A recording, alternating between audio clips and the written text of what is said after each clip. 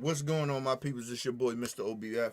Back one time for your mind, people. Make sure you guys subscribe to the OBF family channel, people. Y'all know how I do, man. Hit that theme music. Yeah. Jizzle. Fresh out of prison with a new vision. Trauma. Cartel route. KR.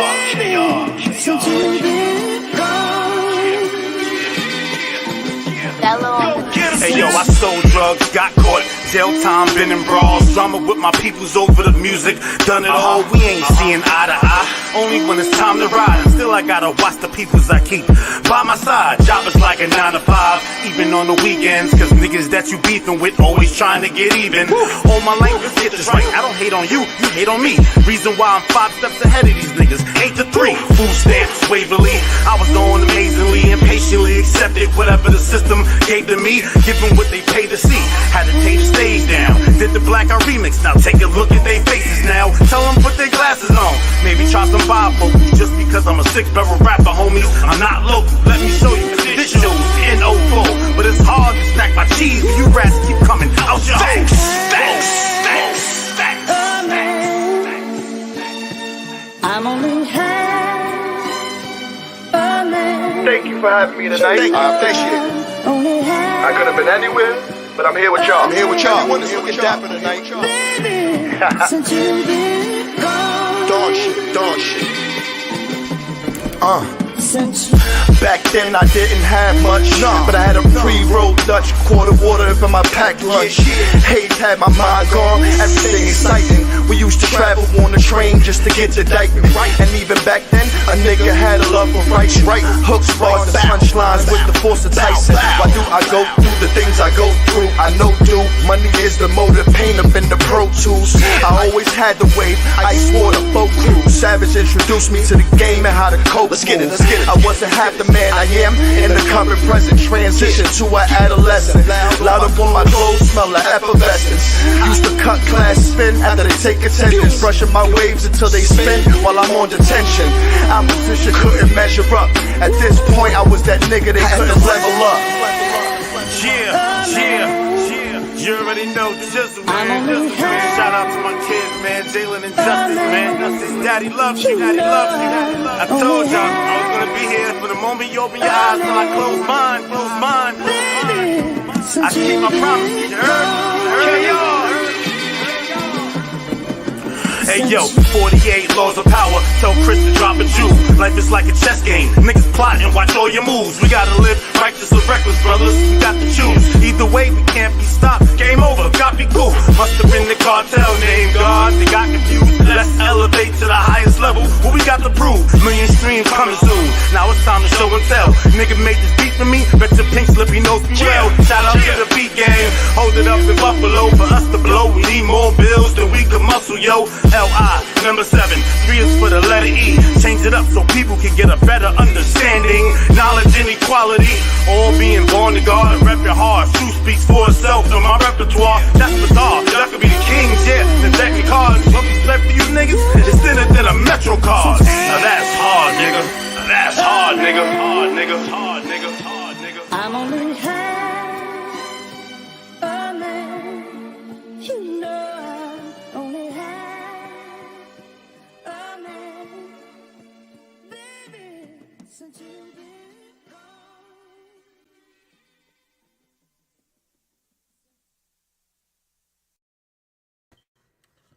Shout out to my brother True from New York. Make sure you guys go subscribe. You see it down at the bottom. Make sure you guys go subscribe to the channel, people.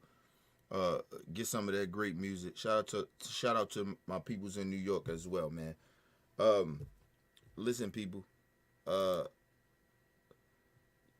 Y'all know what time it is, man. Listen, y'all already know what time it is, man. Coon Alert!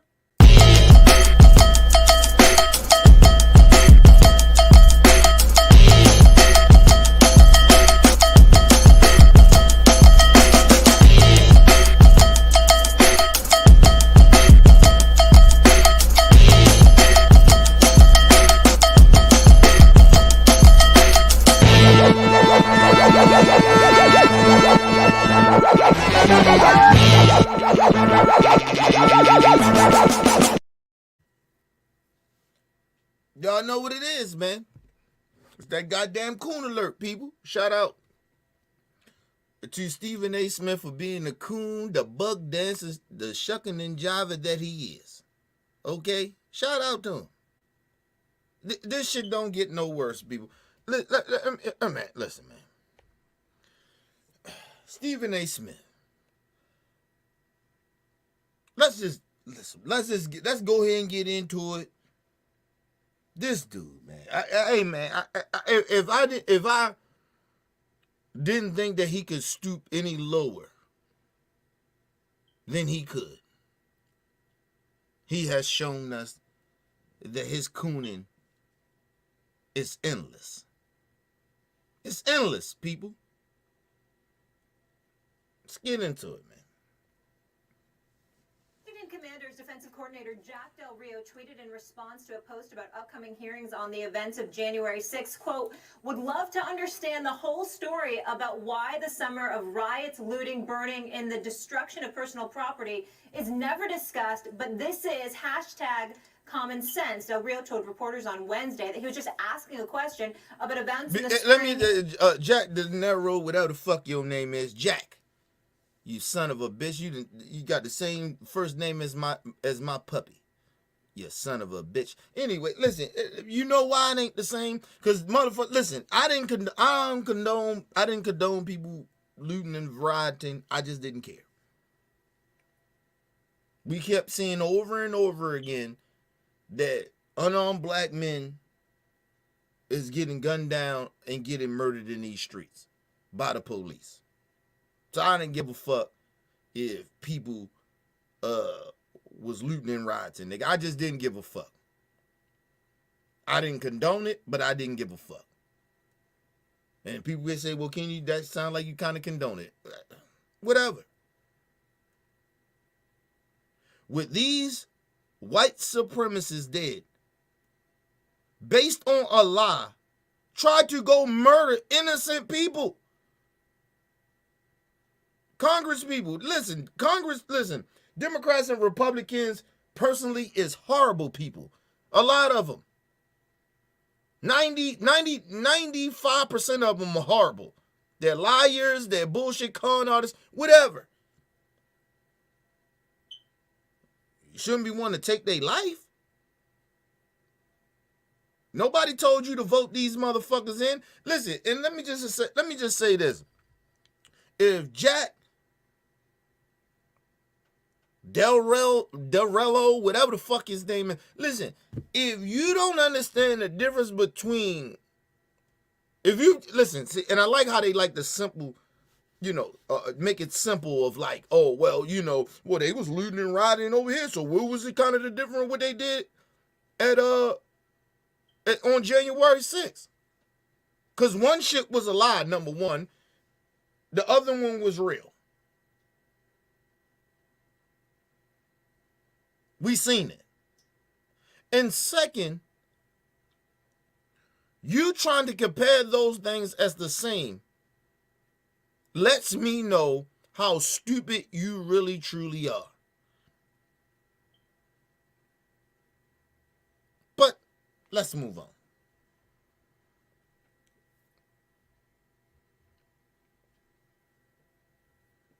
The spring and the summer of 2020 that followed George Floyd's murder by a Minneapolis police officer. Take a listen.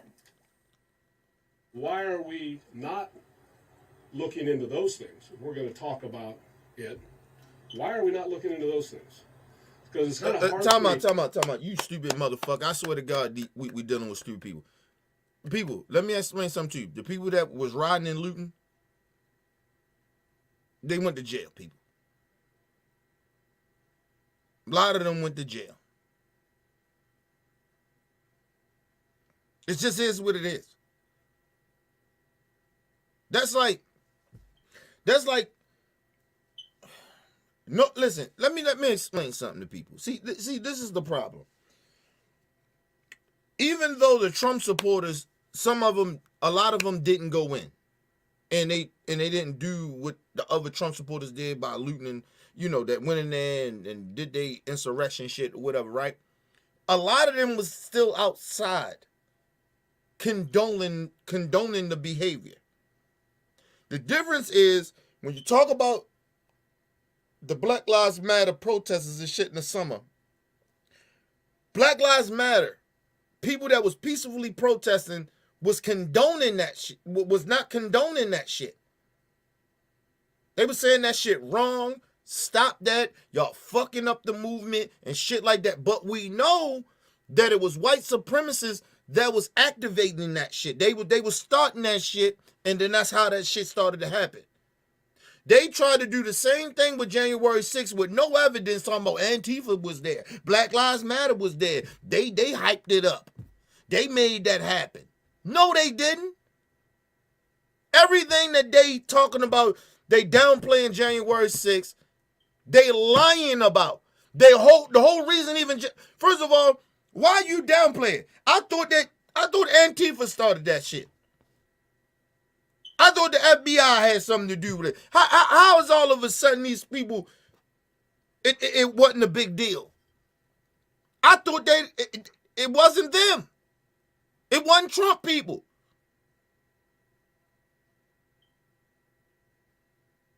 They can't even keep their lies straight. So for Jack to come out and talk about, why ain't nobody talking about that? Ain't nothing to talk about. A lot of those motherfuckers went to jail for it. And then we found out that it was white supremacists, that people that rock with you, Jack, was the reason why it was looting and rioting. It started because of them. What are you talking about? Yo, goofy ass. Let's move on, man. Hard for me to say. I can realistically look at it. I see the images on TV. People's livelihoods are being destroyed. Businesses are being burned down. No problem. And then we have a dust up at the Capitol. Nobody said it was no problem. Ain't nobody say that but you. Nobody said that. That's how you feel. Are we losing it? Like, did we not see T.I. and a lot of big name rappers telling motherfucker black mayors coming out, hey man, stop rioting and looting? We didn't hear Black Lives Matter. Hey man, don't do that shit. Y'all fucking up the movement. Y'all fucking up what we trying to do. We heard those people. What are you talking about? All we see is people like you, Jack, trying to poo-poo what happened on 9/11. I mean, 9/11, goddammit. January 6th. Trying to downplay it.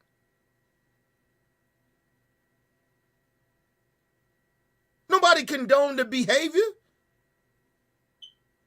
That motherfucker was looting and rioting. But if you want to be technical about the shit, you want the question, you want me to answer, you know what? I'd rather for people burn down some shit that for a good goddamn, for a real reason than a fucking lie that an election was stolen. On some white supremacy bullshit. Some neo-Nazi shit. Some fascist Hitler type shit. If you want to be technical about it. But anyway, I still ain't condoling what motherfuckers was doing looting and rioting. I'm not okay with that happened with the Black Lives Matter shit. Ain't nobody okay with that. This motherfucker, he's okay with January. It's all a deflection. It's all reflection. He's condoning the bad behavior of what these motherfuckers did on January 6th. So he trying to reflect on everybody else like we okay with it. Nobody was okay with it. A lot of people wasn't okay with it. A lot of people. The fuck are you talking about? So that give you the right to come out and give these January 6th insurrectionist motherfucker white supremacists a pass? These Trump supporters a pass? Because, the other side was okay with it. I thought, Ooh, we just amongst these we amongst these people that pretend they have morals and they don't. This is what irritates me. Just because somebody else does something doesn't mean you have to fucking do it. What the fuck are you talking about? Mind you, this is a grown-ass man. He at least got to be about 50, 60 years old. Grown-ass man. Oh, what's the name in them? The Black Lives Matter did that. Why we can't talk about that? We did. You stupid bitch. We talked about it already. Why are we bringing up that? That ain't... Black Lives Matter is not the fucking reason. It's probably the reason they did it. Partly why. But it wasn't Black Lives Matter that ran up into the Capitol. Just like you can't blame Trump supporters for looting and rioting. And when the Black Lives Matter shit happened, what are you talking about, Jack? You're a grown-ass man. This is what I'm talking about, people, when I tell you it's about if you have morals or you don't.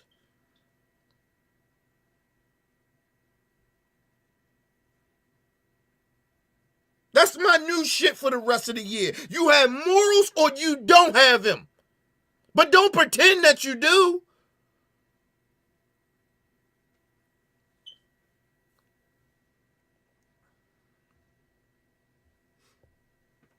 Down. No problem.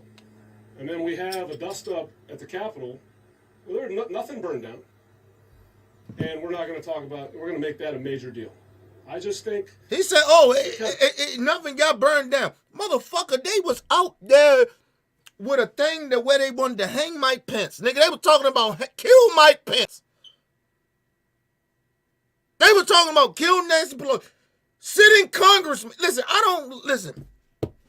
I believe 90%, maybe 95% of Republicans are racist. That's in Congress. My honest opinion. Or at least bigots. But I don't wish death on them. You won't see me going to the Capitol, break up in the Capitol. Where's Nancy at? Let's kill Mitch McConnell. Hang Mitch McConnell. What are you talking about? You are a disgrace, Jack. And if I was whatever the new name they got, the Washington football team, NFL football team, I'd have fired your goofy ass. But you know what? They ain't gonna do that because these bitches are under investigation right now for sexually harassing employees.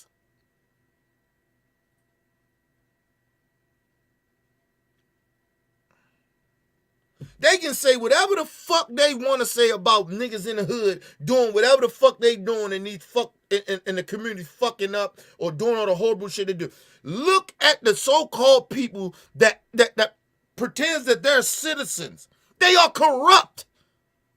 They are stealing. They are thieves. They are liars. They are robbers. They are molesting, raping women, trafficking women. Murdering people, okay with people murdering other people. Get the fuck out of here.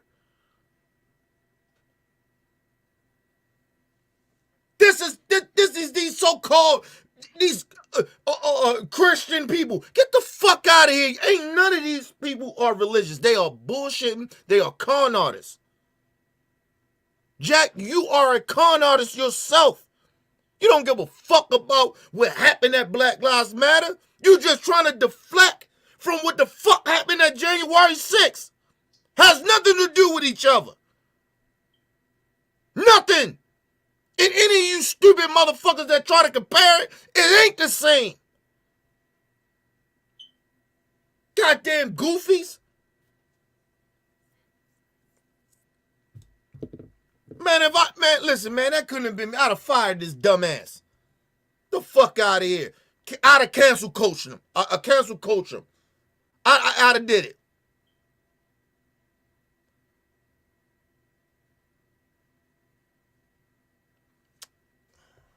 This dude. Listen, and let me just explain something to you. You know how sometimes you can look at some white people and be like, he looked like a racist. He looked like a bigot. Jack, the railroad, whatever the fuck his name is, he looked like a fucking racist piece of shit. It's kind of two standards. And if we apply the same standard and we're going to be reasonable with each other, let's have a discussion. That's all it was. Let's have a discussion. We're Americans. And first of all, he acting like, oh, let's have the same standards. Bitch, listen, only white people can get away with that.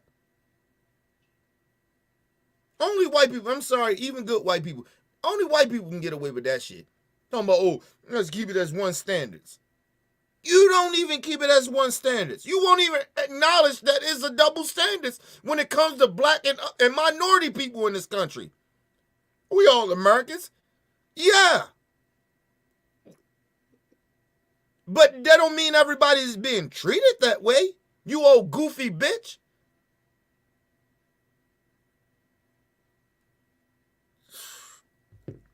I can listen, and soon they come out with that dumb. Listen, I watch those key words that they say.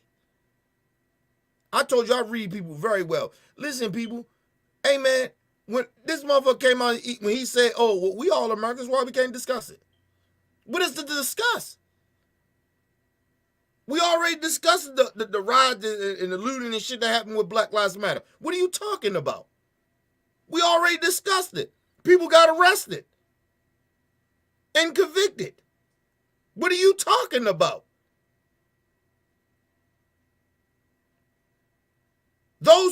Listen, a crime is a crime, right? But some crimes are different. It's almost like this, people. It's like a motherfucker, you kill a motherfucker in cold blood, right? You just kill him, right? But then you kill, listen, you killed the motherfucker because, let's say you killed the motherfucker because you assume that this person did something, right? That you felt like you had to kill him, and you killed him. That's cold blood. And then you find out that it's a lie, or do you keep believing a lie? Whatever it may be, but you believed in it. You killed the motherfucker over. And two, some shit that where somebody hurt somebody in your family, and you kill that motherfucker. They are two different types of crimes to me. Or what you can say reasons why of crimes. It's different. Listen, let me explain something to you to make it very, very clearly. And I mean this shit from the bottom of my heart. I always told y'all, if a motherfucker molested or raped my daughter, they better hope that the police get to him before I do. I'ma kill him. It ain't a threat. It's not a promise. It's just what's gonna happen. Right? Now, if a motherfucker just kill a motherfucker because they assumed with no evidence that this motherfucker raped or murdered somebody, raped somebody, and you kill that motherfucker without knowing you don't have all the facts, that's different. I believe that's different from if I got the facts and I know you did that to my kid. Oh, I'm gonna kill you. You think if I'm sitting on a jury and I don't hit and you don't hear that, you gonna be like, I can see that happening. I'm not gonna give him first degree murder. I can't do that. I can understand his mental state. It's different. And that's why I'm saying it's a different from what motherfuckers, it's still a crime, but it's a different from what Black Lives Matter was doing. And we know the white supremacists, we can go through all that shit, but just stick to the facts. It was a crime. It was looting and rioting and shit. Nobody condoned that shit. We talked about it. People got convicted. And people got arrested and convicted. January 6th happened. These people sitting there, they did what they did over a lie. They believed in a lie that Trump told them. And these people sitting here And they admitting it themselves. A lot of them that's getting convicted and getting time or whatever, getting arrested, some of them still assume, they like that. Some of them still thinking the lie is real. Then you got some of them that's still, that's like, you know what, he lied to us. And this idiot is sitting down here acting like it's the same. We watched George Floyd get murdered. Just like I seen it. Jack Darrell, whatever the fuck his name is, he's seen it too. You ain't hear him talk about that? Oh, piece of shit. Fuck out of here, man. Let's move on. Later on Wednesday, Del Rio apologized after calling the Capitol insurrection a dust-up. I made comments earlier today in referencing the attack that took place on the United States Capitol on January 6, 2021, referencing... Listen, people, I ain't got a problem with you misspeaking. But he meant what he said. He just... They called his ass out on the dust-up when he said, oh, the January 6th shit was a dust-up. That was and I believe he did it on purpose. But... so he can come out and apologize later. That's just my opinion. But you only apologizing because you misspoke. I believe you didn't, but let's assume go with what you said. You misspoke. That's the only reason you're apologizing. Everything else that you said you meant. So stand on it. And that's a part of my problem with these pussy ass motherfuckers. Stop saying shit if you ain't gonna stand on it. That goes for anybody. I don't give a fuck who it is. You say, stand on it. You want to be a racist, stand on it. I never really get mad at racist people being racist. Because they standing on it. Some of them stand on it. Some of them try, oh, I'm not a... You are a racist. Why you say the racist shit then? Just because you having an argument, you disagreeing with somebody, you call them a racial slur? Don't tell me, oh, you know. You meant it. Stand on it. Let's move on. As a dust-up was irresponsible and negligent, and I'm sorry. Del Rio saying that in a statement posted on Twitter. I stand by my comments condemning violence in communities across the country. I said that while also expressing my support as an American citizen for peaceful protest in our country, I fully supported all peaceful Well, protests. you called January 6th a dust-up. You try to pretend that it wasn't a big deal. So you don't stand for peaceful protest, because that damn sure wasn't. They beat the fuck out of police officers. And these people keep claiming they blew. Listen, the police is stupid. If you think that Trump supporters and Republicans really give a fuck about police, you are stupid if you police. If you the police, you stupid. You stupid as shit. Your Black Lives Matter is stupid. You stupid if you think these people care about you. You dumbass motherfuckers. Listen, man. Let's move on, man. Let's move on, man. Protests in America. I love, respect, and support all my fellow coaches, players, and staff that I work with, and respect their views and opinions. First of all, let me just explain something to you. That's all crocker shit. You don't respect other people's views. Let me just explain something to you, people. Listen, that's just like me sitting out here. Like, I had a white friend of mine that said, hey, every white person ain't rich. But I had to understand that they grow up just as poor as I have, right? I didn't understand that. But I finally did understand that. But at the same time, I told them, but you still have privilege. That person didn't understand it. I had to break that shit down. That's a conversation I can have with people.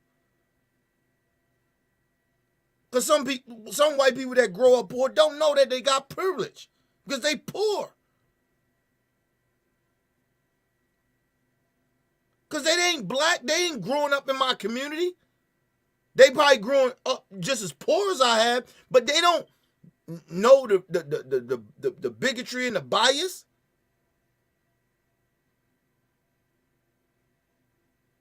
Listen, I told y'all I never received race. My first interaction with racism is when I left my community. I knew nothing about racism when I was a kid. I was about maybe 8, 9 or some shit like that when my first experience with racism. People think that's early. No, it actually, believe it or not, is actually you receive that shit younger. I have friends of mine that told me that they received racism earlier than that. But I knew nothing about racism. I didn't think that white people was racist. I didn't think that.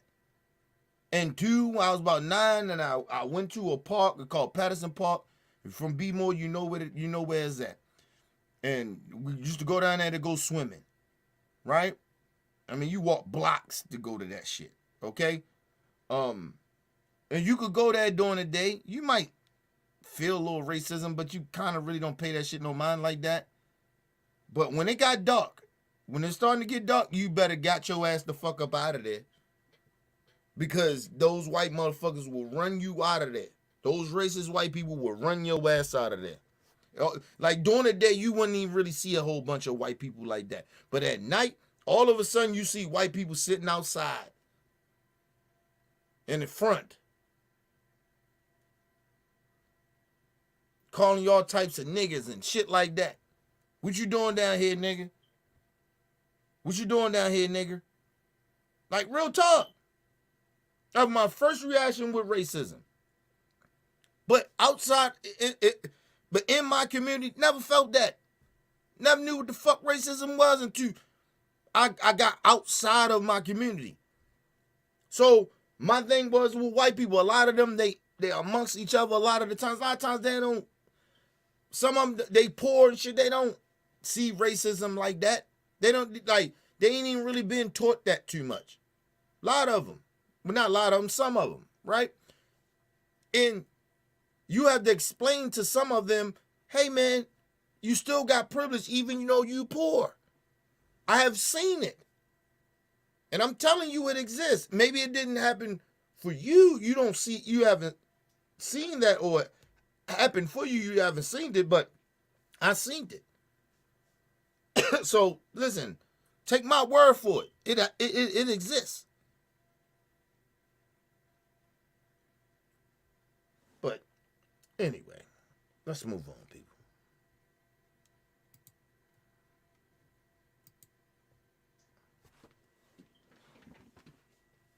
RC joining us now. Ryan, great to have you with us. And I want to start with you. Just your take on this whole situation, Ryan. I think the first thing I want to say, because a question that will be asked of players, I heard Keyshawn say he would have a hard time playing for Jack Del Rio.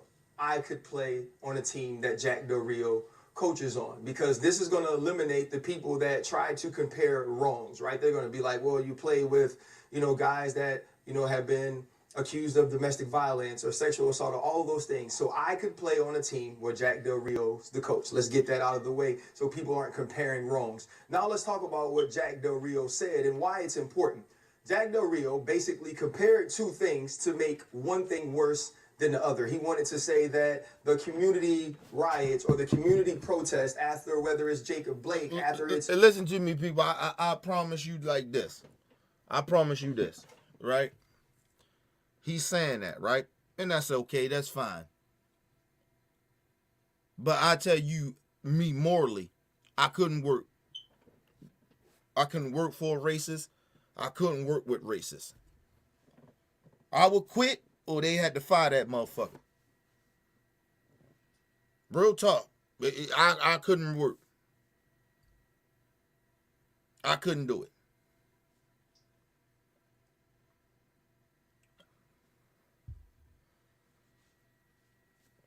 That's just me having morals, people.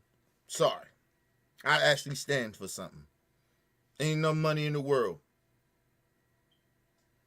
Enough money, it ain't enough money in the world. It's not.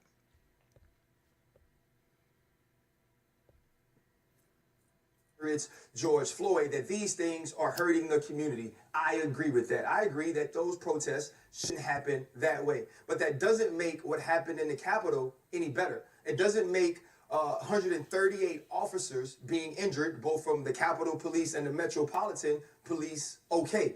It doesn't make a situation where it is of national security as you are rushing the Capitol. Let me just say this, and at the same time, you have to understand too, like I told you, it was a lot of Trump supporters that did not go into the Capitol, but still to this day, a lot of them are saying that they damn near was giving that shit a pass. It was like kind of like, well, I can see why they did it. I can see why they was out there looting and rioting. I mean, why they did the insurrection. It's on tape. It happened the same day. It's not like I'm making that up. They was like, well, I can kind of see why they did what they did. I wouldn't do it, but you know. That's why I didn't condone what people was doing. Listen.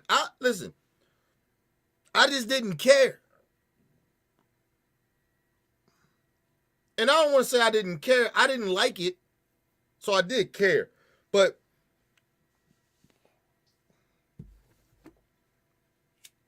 that type of shit happens. And then come to find out it was a lot of white supremacists coming and starting, and they was busting down shit. You seen that shit.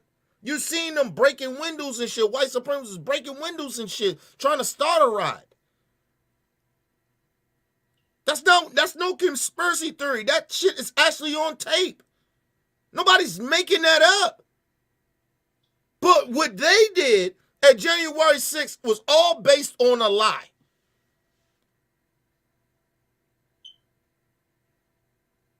And then, like I said, at the end of the day, we grown ass people. Dude, just because somebody else did something doesn't make you do not make excuses for people that's on your side.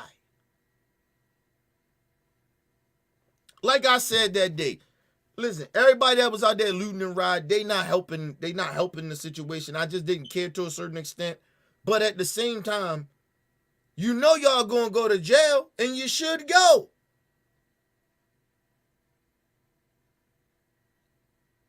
You had a movement. That way you didn't have to do all that violent and burning down shit.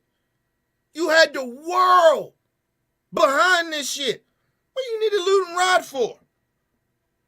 If you was out there for the right intentions.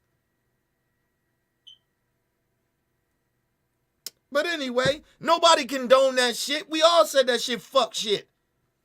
But anyway, let's move on. He tried to make it seem like we condoning what happened with the looters and rioting. Nigga, we separate us. That ain't us. We ain't about that shit.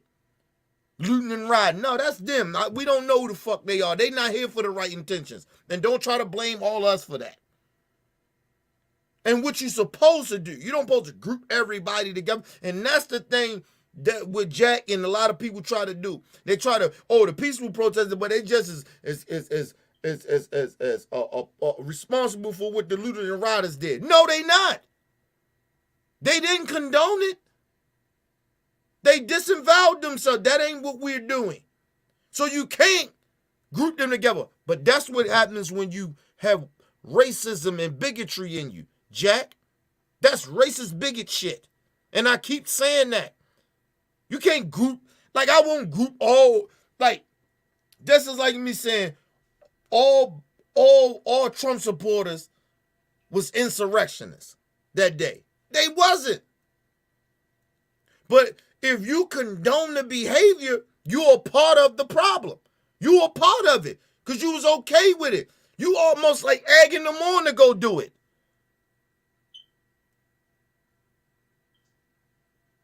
And you make excuses for what they did, then you basically egged them on, told them you kind of did a good thing. You were a part of it. It's not complicated to truly understand that. But Jack want to see the old, well, let's just talk about it. Ain't nothing to talk about. If you don't know right from wrong, motherfucker, I can't help you. What to talk about? You're a grown-ass man. Let's move on, man. It doesn't make it okay because there are these other things going on. That's what people try to do. They try to separate wrongs. And it's also, for me, the insensitivity in which he approached it.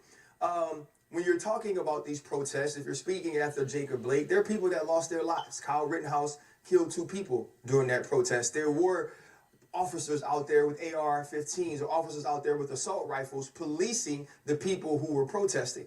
And so now when you look at a person in Jack Del Rio that has to sit in the room in Washington that is 85% African American, and you have to know as a player, he is either not aware or doesn't care enough about the people he works with or the people. First of all, he's aware and he just doesn't give a fuck. And first of all, I don't just blame Jack De Niro, whatever the fuck his name is, Renero, whatever. I blame the players. I wouldn't play for him.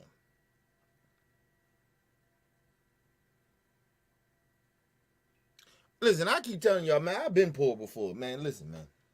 I know how to survive to be poor. Money don't mean that much to me like people be trying to make it seem that way. I'll find another occupation, nigga. Those black NFL players that's on that team and in the NFL, nigga, y'all should have walked out. Because it ain't just him. The league feel that way. And you niggas still play for these racist ass people. Man, please, man. I don't feel sorry for them players. I just don't. I'm sorry, I don't. They ain't stand up with Colin Kaepernick. A whole lot of them. Fuck them niggas, man. You niggas is just as a part of the problem. You can't bitch and complain about what he said and you still standing there. You still playing for these motherfuckers. You still gonna play for them? You still gonna play in that league? You ain't protesting? Until some shit change or that motherfucker get fired? Then you're a part of the problem too. And anybody watching the NFL, you're a part of the problem. You can't be mad about what he said if you still continue to watch that shit. Spending your money, buying merchandise. Taking time out of your family time to go spend time with your motherfucker. You know what I do on Sundays, nigga? I spend time with my family when it's football season, nigga. I got other shit I need to do, nigga. I clean my house. I do something, nigga. I got more productive shit than to be sitting there help promoting some racist ass product. When the fuck are we gonna learn? You keep bitching and complaining about, oh, that's some racist shit. So what? You ain't doing nothing about it. Oh, I can't do nothing about it. Yes, you can. Stop watching and promoting it. Stop spending your hard-earned money. What the fuck is wrong with... Let's move on, man. Let's move on, man. Communities they come from to be smart enough not to say this. My problem and issue is when you're talking about what Jack Del Rio is saying, he's saying this, that one wrong is better because of the people involved. Now, you can think that's because those people think like him or feel like him or support the same things that he supports. Or you could... Make your summer epic with the Samsung. Commercial people. Hold up.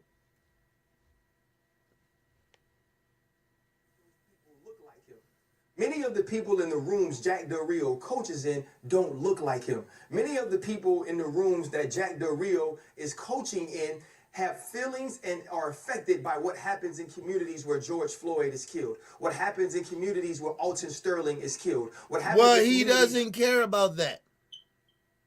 Because he's a white privileged man.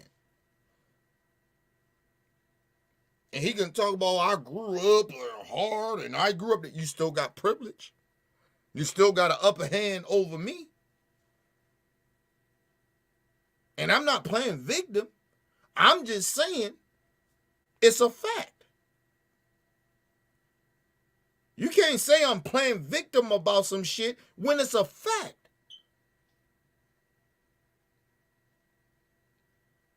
And you're not using your privilege to fight for what's right. You're using your privilege to fight for a lie. Some made up shit. So fuck Jack. De Niro, whatever the fuck his name is. Fuck that piece of shit. He know exactly what he's doing. He's a racist. He's a bigot. That's what he is. Stop trying to pretend he don't know. Listen, let me explain something to you. He's a 50-something, 60-something year old white man. He know exactly what he's saying and he's doing. He ain't ignorant. He know what racism is. He know what bigotry is. He know what discrimination is. He know exactly what it is. I wish people stop pretending that these people don't know what they're doing. They know exactly what they're doing. They've been taught it. See, listen, people, you don't wake up and just be a racist. Okay? It doesn't happen like that. You don't just wake up and be a racist. It doesn't happen like that.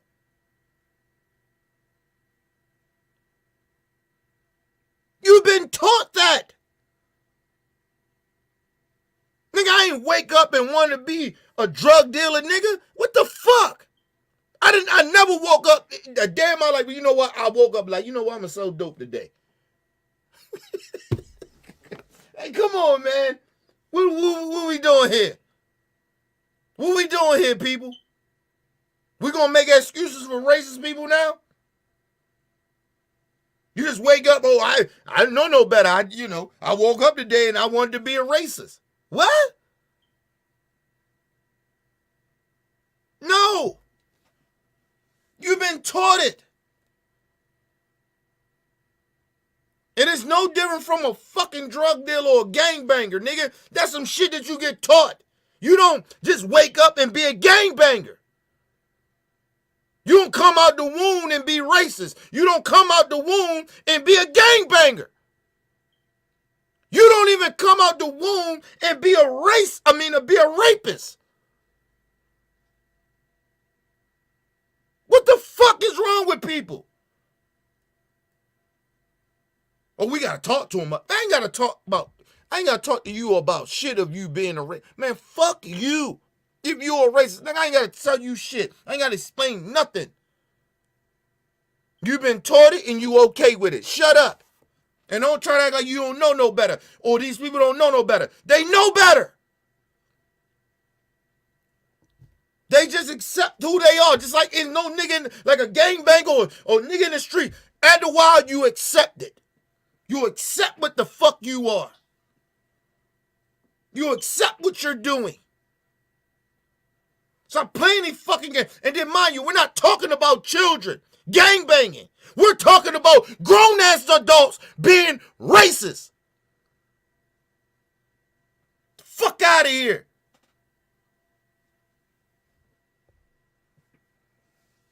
The communities where Philando Castile is killed.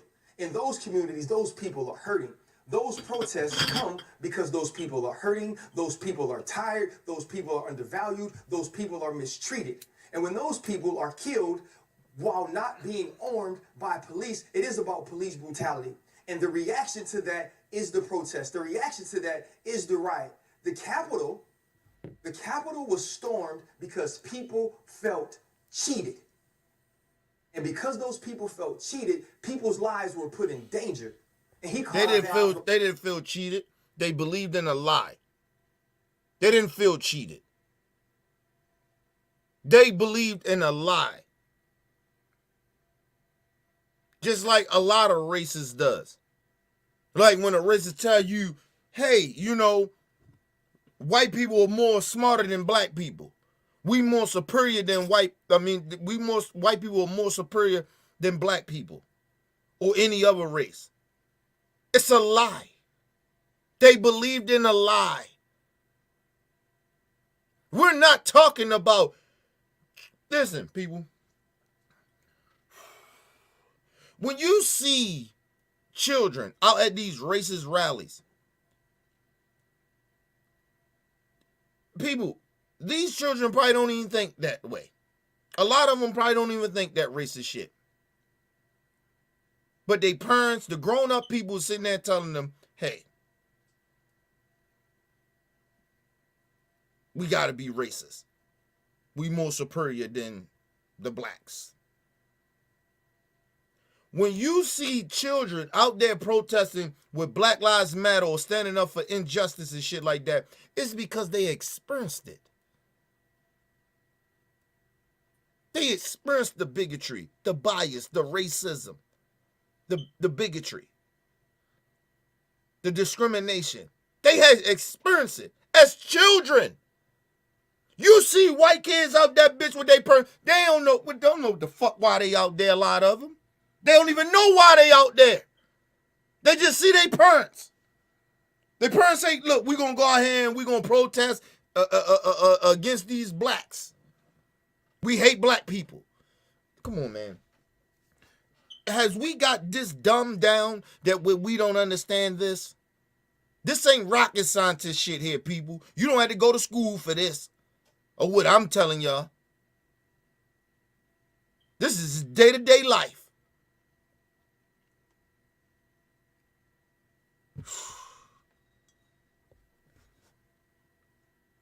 Five lives were lost. 5 lives at least were lost. The reason 5 lives were lost, and the reason he called it a dust up is because he agrees with those people. Right. And many of those people don't agree with the people that he coaches. And so when I look at Jack Del Rio, he can't treat me a certain way. Jack Del Rio can't talk to me a certain way because to me, there's always going to be an underlying tone there that involves race, that involves thought.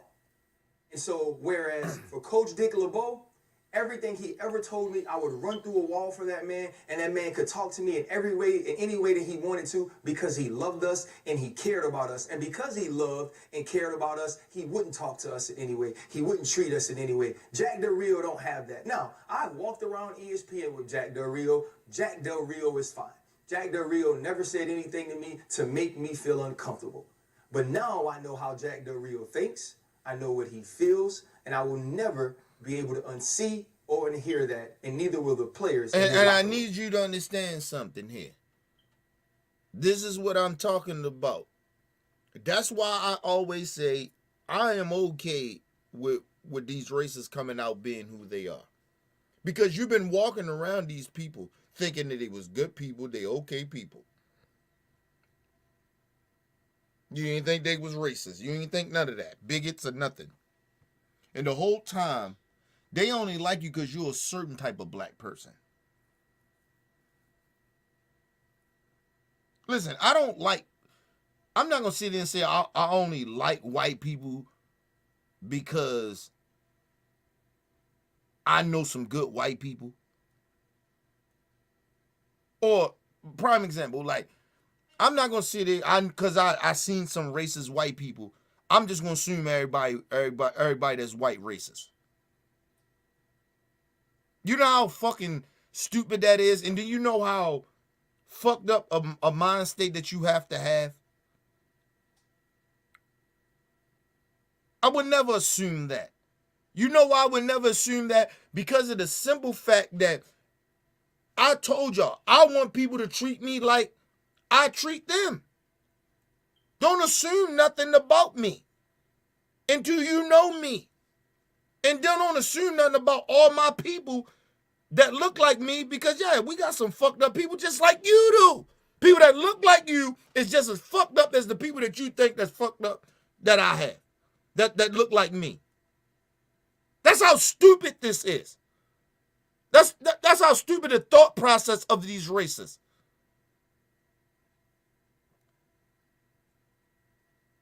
If I got around every white person, I'm like, is he a racist? I don't be thinking no shit like that. Come on, man. Let's just move on, man. You know, we live in a fucked up world. We living in a fucked up time where racist people is just sitting here and they trying to pretend that there's some type of they're moral. If you're a racist, it ain't nothing moral about you. You have no morals. And that goes for black people, whoever it is. If you think like that, then you the same motherfucker that you're against, you're doing the same shit that they're doing. You're doing the same thought process. Like, what are you doing? What are you talking about? You can't condone. You can't sit there and shit on another person for being a certain type of way when you turn out to be just like them. How are you better? That goes for any race of people. How the fuck are you better when you're doing the same exact shit that you're accusing another motherfucker of doing, and you do the same exact shit? But people justify it. Okay, wrong is wrong. And right is right. Some shit is a gray area. We know that. But hate, racism, and bigotry, straight wrong. I don't give a fuck with who it comes from. Black, white, whoever it may be. Whatever race it may be. It's wrong. You mad at somebody because they treating you a certain type of way, but then you turn around and kind of do the same thing? Come on, man.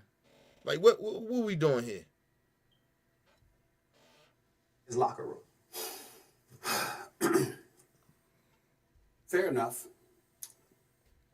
Yeah, you know what? And soon he said that. And soon this buck dancing bonanza ass nigga said that, I knew he was going to coon. I knew he was going to coon. I told you, I watch body language and I listen to what people say. That's why I'm usually not wrong about a lot of... I'm 90% right about people. A lot of the times. It's just that 10%. I mean, you don't know nobody 100%. I've been married to my wife 20-something years. I don't know her 100%. I know her well enough. I know her about at least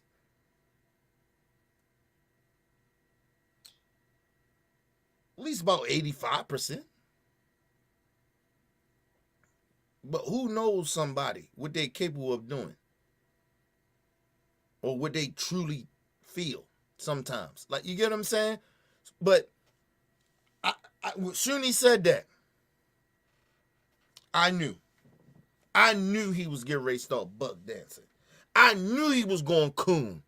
I knew he was going to get on that coon train. Choo, choo.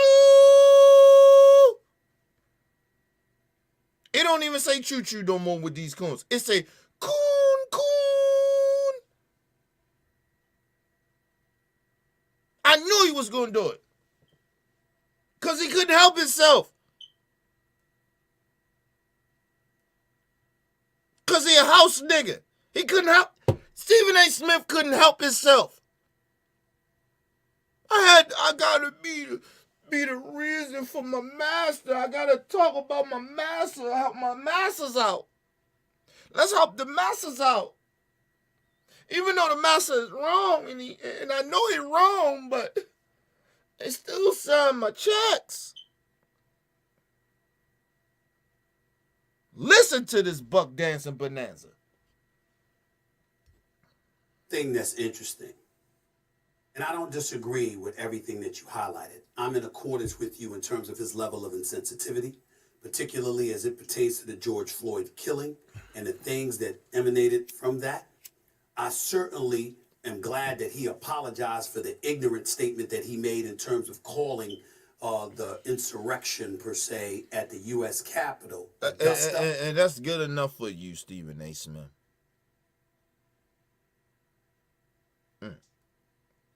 Man. Just think about how low black people have sunk to. You okay with an apology? I'm glad he did it. I ain't glad he did it. Actually, I was more offended. Because simple fact, he meant what he said. He told you even in an apology he meant what he said. And the only reason he probably apologized is because he got backlash. Usually, listen, people. Usually, me, myself, if I said some shit that was out of pocket and somebody brought it to my attention, right? But I'm a genuine dude, right? So, if I have to think about it. If I don't think I said anything wrong, I'm not apologizing. That's how genuine I am. If I think I meant what I said and I don't think I said nothing wrong, I'm not apologizing. But I'll think about what you said that was offensive. That I said that was offensive to you or whatever it may be. But if I didn't gathered all the information, you told me how you felt, and I sit back and I think about it, and I ain't apologizing. I only apologize if I'm wrong. I feel that I'm wrong. I'm not apologizing from no pressure from nobody. I don't give a fuck if it's where I work or whatever. I ain't apologizing. Just like I'm not going to accept somebody's apology if they offended me and I don't feel like the apology was genuine. Or if I'm not ready to forgive. And people, I'm not just saying it. I have done it. People apologize. Man, apology means nothing to me. I don't accept it. And I'm talking about I've been working at a corporation. And I told a motherfucker that said some fucked up shit to me. Man, fuck that. The motherfucker was like, oh, he apologized, you gonna apologize? No, I meant what I said. Cause motherfucker offended me, I offended him back. I stand on with shit that I say. What up, KP? Shout out to my brother KP.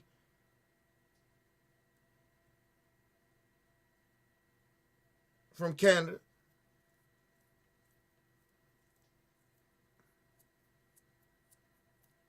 Listen, man. Stand on your shit, racist people. Stand on it. What up, LT? Shout out to my brother LT from Texas. My little bro. Listen, man. Stand on your shit, racist people. Don't backtrack. Stand on it. Then don't come out with a half-ass apology. It means nothing. As a black person in this country, I don't accept Jack, whatever the fuck his name, De Niro, whatever the fuck his name is. I don't accept your apology. I think it's full of shit. I think it's not genuine. And let's just say this. I ain't in a place right now to be forgiving you for your bigotry. Let's move on. But Stephen A. Smith, of course he accepted an apology because he a sellout. Motherfucking call him niggas all day and he okay with it. He can hear other athletes call black people niggas all day and he okay with it. He okay with forgiving these people. Oh, he was intoxicated. No, he said what the fuck he said. Stephen A. Smith was out here bug dancing and shucking job. Let's move on, man. Stuff. Highly inappropriate, highly insensitive, highly ridiculous. And Jack Del Rio should be embarrassed that those words came out of his mouth. But here's where I'm going to give a pause and leave Ryan Clark up there because I want to say something to him, especially since you're doing such a great job with the pivot on your podcast and you're reaching so many lives with what you're doing. See, Stephen A. a little bit different. See, right there. See, this is what Stephen A. Smith does with his coonery. Y'all need to peep it. This is what he does with the coonery. He praises that black athlete that's upset or whoever's upset about some racist shit, right? He praises him. And then he says, this is where Stephen A. is different. And when he says that, he's getting ready coon.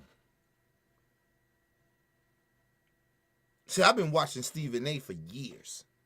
I've been watching his behavior. I've been watching what he's been saying for years. I basically know this coon. I basically know this coon's behavior. Don't know him personally, but I know his behavior. I know what he get ready to say a lot of the times. I already know a lot of times how he gonna react to shit on some racist topics. I understand this buck dancer. I know where he's going to go. This is where Stephen A is different. We know that. We know that you sell out. We know you different. We know you a house nigga. We know you a buck dancing bonanza. We know you suck Massa's dick all day, every day for a bag. You sold your soul to the white devil. We know Stephen A. This is where Stephen A is different. Wow. Let's move on, man. Let's go back a little bit. And Jack Del Rio should be embarrassed that those words came out of his mouth. But here's where I'm going to give a pause and leave Ryan Clark up there because I want to say something to him, especially since you're doing such a great job with the pivot of your podcast and you're reaching so many lives in what you're doing. See, Stephen A. a little bit different. Mm-hmm. Let me tell you We know. why. What would appall some people like a Keyshawn Johnson? What would make Ryan Clark say, oh, I know how you feel now. Okay, so you can never talk to me a certain way. Well, first of all, that's not entirely true because Jack Del Rio could have never talked to you that way. He never would have pulled that off. He uttered a syllable like that towards you. That would have been a rap. So please, that was long before he said this stuff. Yeah, So and mind you, what he doing? He's buttering up Ryan Clark so he can coon. Oh, Ryan Clark would never put up with that. Yeah, you know that. We all know that. We know where Ryan Clark stand at. Ryan Clark is a solid dude. He a solid dude. Well, we know that. It ain't all for no violent shit. We just know that Ryan Clark wouldn't stand for no shit like that. But you would. And he's getting ready to tell you why he would. He's getting ready to prove to you that he would be okay with it. See, people will be like, well, Kenny, people are different. Let me explain something to you people. We shouldn't be different when it comes to racism or bigotry. We shouldn't be okay with that. I don't give a fuck what type of black person you are. We never. I don't give a fuck if you never grew up in the hood a day of your life. You should never ever be cool with racism. That goes to any black person that has never grew up in the hood or not even experienced racism like a lot of other black people do. You still should not accept racism and bigotry. You should never accept that or discriminate. You should never. But this man is telling you that it's okay because, oh, I'm different. This is where Stephen A. is different. You ain't different, nigga. You just a nigga that accepts that.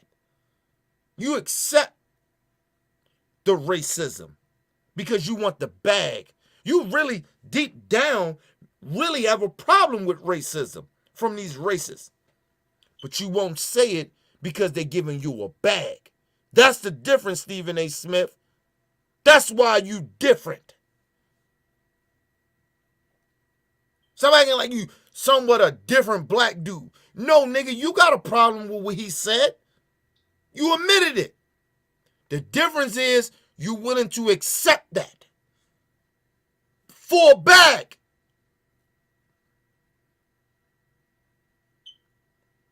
Don't try to play out people with your buffoonery, with your cooning.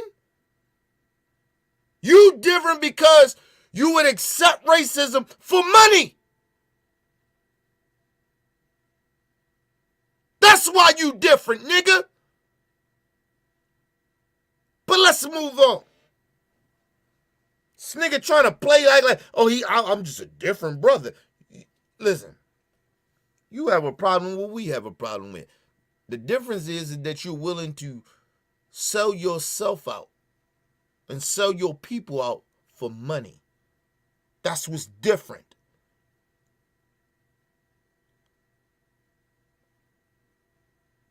You try to play like I'm a different type of black guy. You ain't different, nigga. You got a problem with it too. You too afraid, or at the same time, you willing to accept racism for money.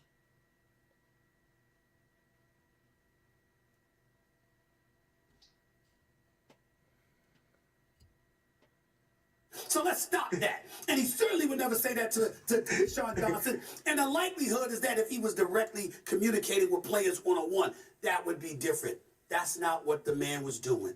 And we don't want to address the... Make your summer epic with the Samsung Galaxy S22. Commercial people. So I'm going to. He's white. Hold on, let's He's go back. not black. Let's go back. And there's an awful lot of... Let's go back. He never would have pulled that off. He uttered a syllable like that towards you. That would have been a rap. So please, that was long before he said this stuff. So let's stop that. And he certainly would never say that to Sean Johnson. And the likelihood is that if he was directly communicating with players one-on-one, that would be different. That's not what the man was doing.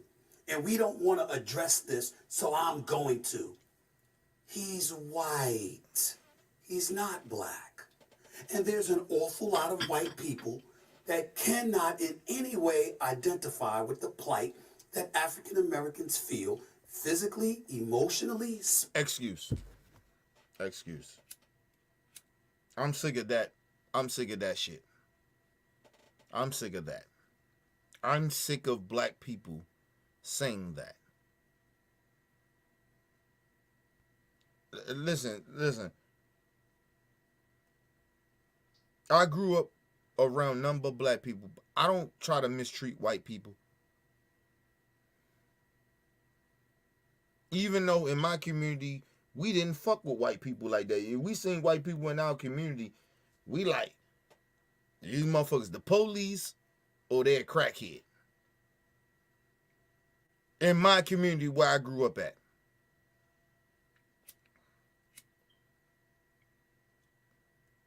That's an excuse. It's all an excuse. Just give white people a pass for their privilege. That's basically what he's saying. Oh, he's white.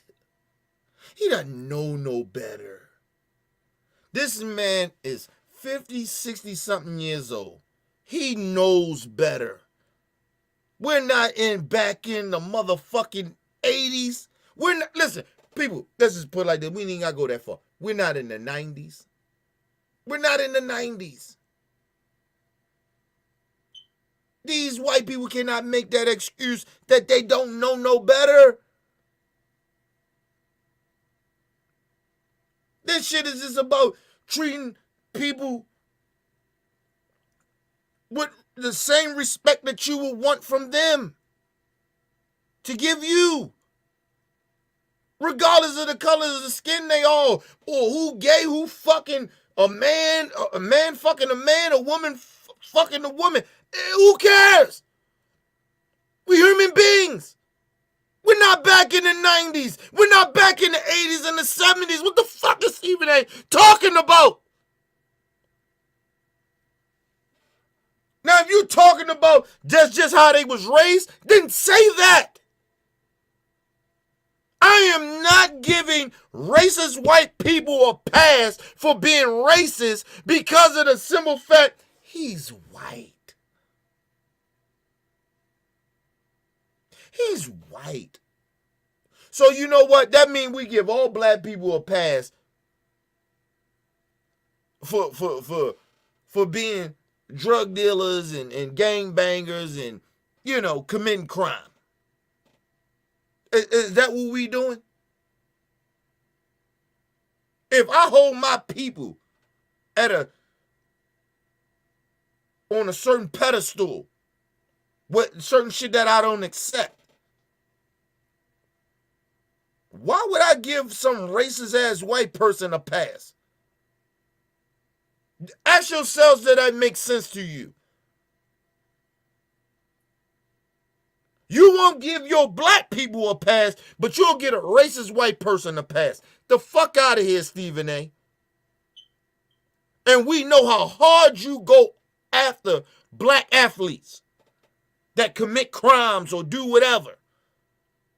When it comes to football, basketball, whatever it may be, you go hard on them.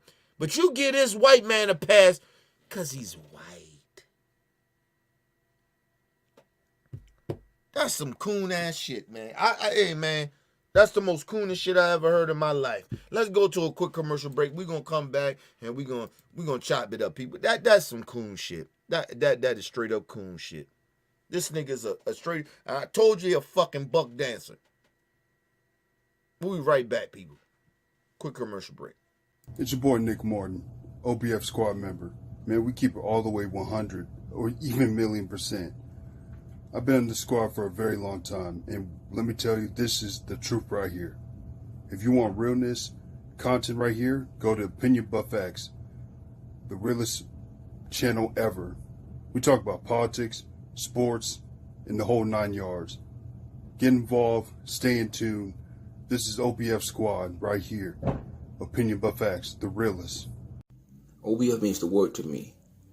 It has changed my life ever since I've been rocking with the show years ago. OBF means the word to me, and it is my family. And I love being a part of the squad. We stand for morals. OBF for life. Peace and love to the world. Hey, this is your girl T Baby. The reason why OBF Real is the realest show out of all channels. Hey guys, it's Shay, member of OBF the Squad. I've been kicking in. All right, we back, people. My bad. Listen to me, man.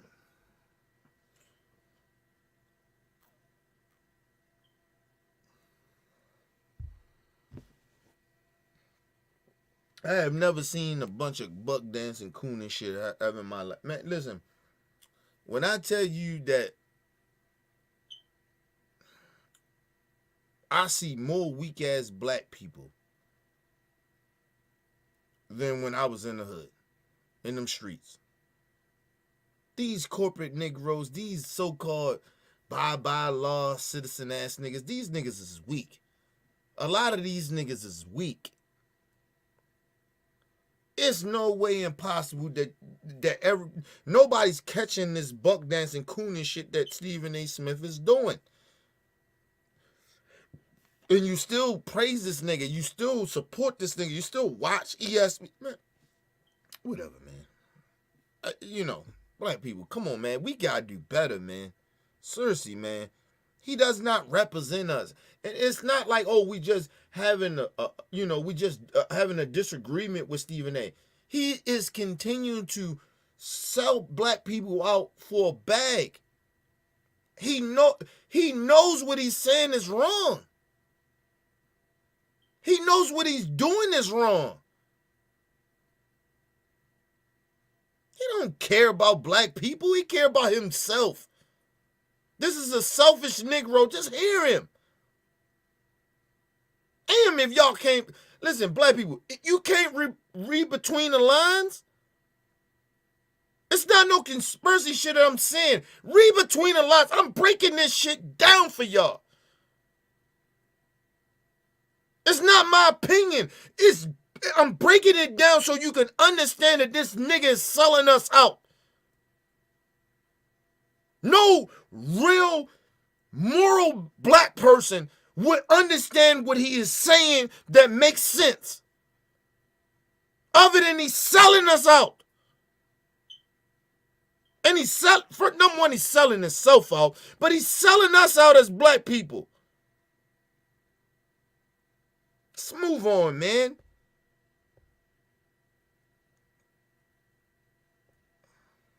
Doing. And we don't want to address this, so I'm going to. He's white. He's not black. And there's an awful lot of white people that cannot in any way identify with the plight that African Americans feel physically, emotionally, spiritually, subliminally. The list goes on and on and on. When are we going to stop expecting them to do that? We have to... Listen. Let me just say something. It's just giving these racists a pass.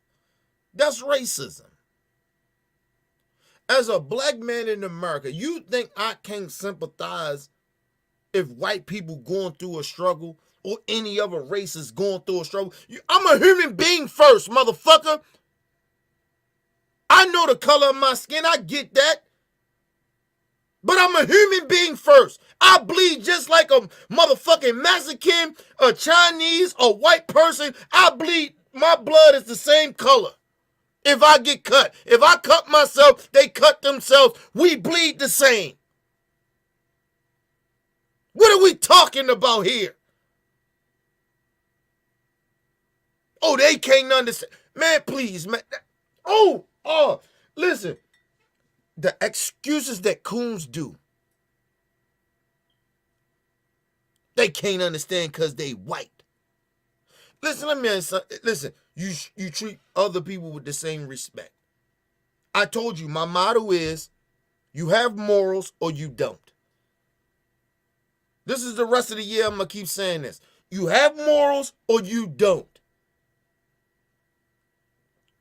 I don't have to be white to sympathize with white people. I don't have to be Mexican or Chinese or Puerto Rican or Australian, whatever the fuck race you are, Muslim, Turkish, whatever. I don't have to be your skin complexion to sympathize with you. You have morals or you don't. You have respect for human beings or you don't.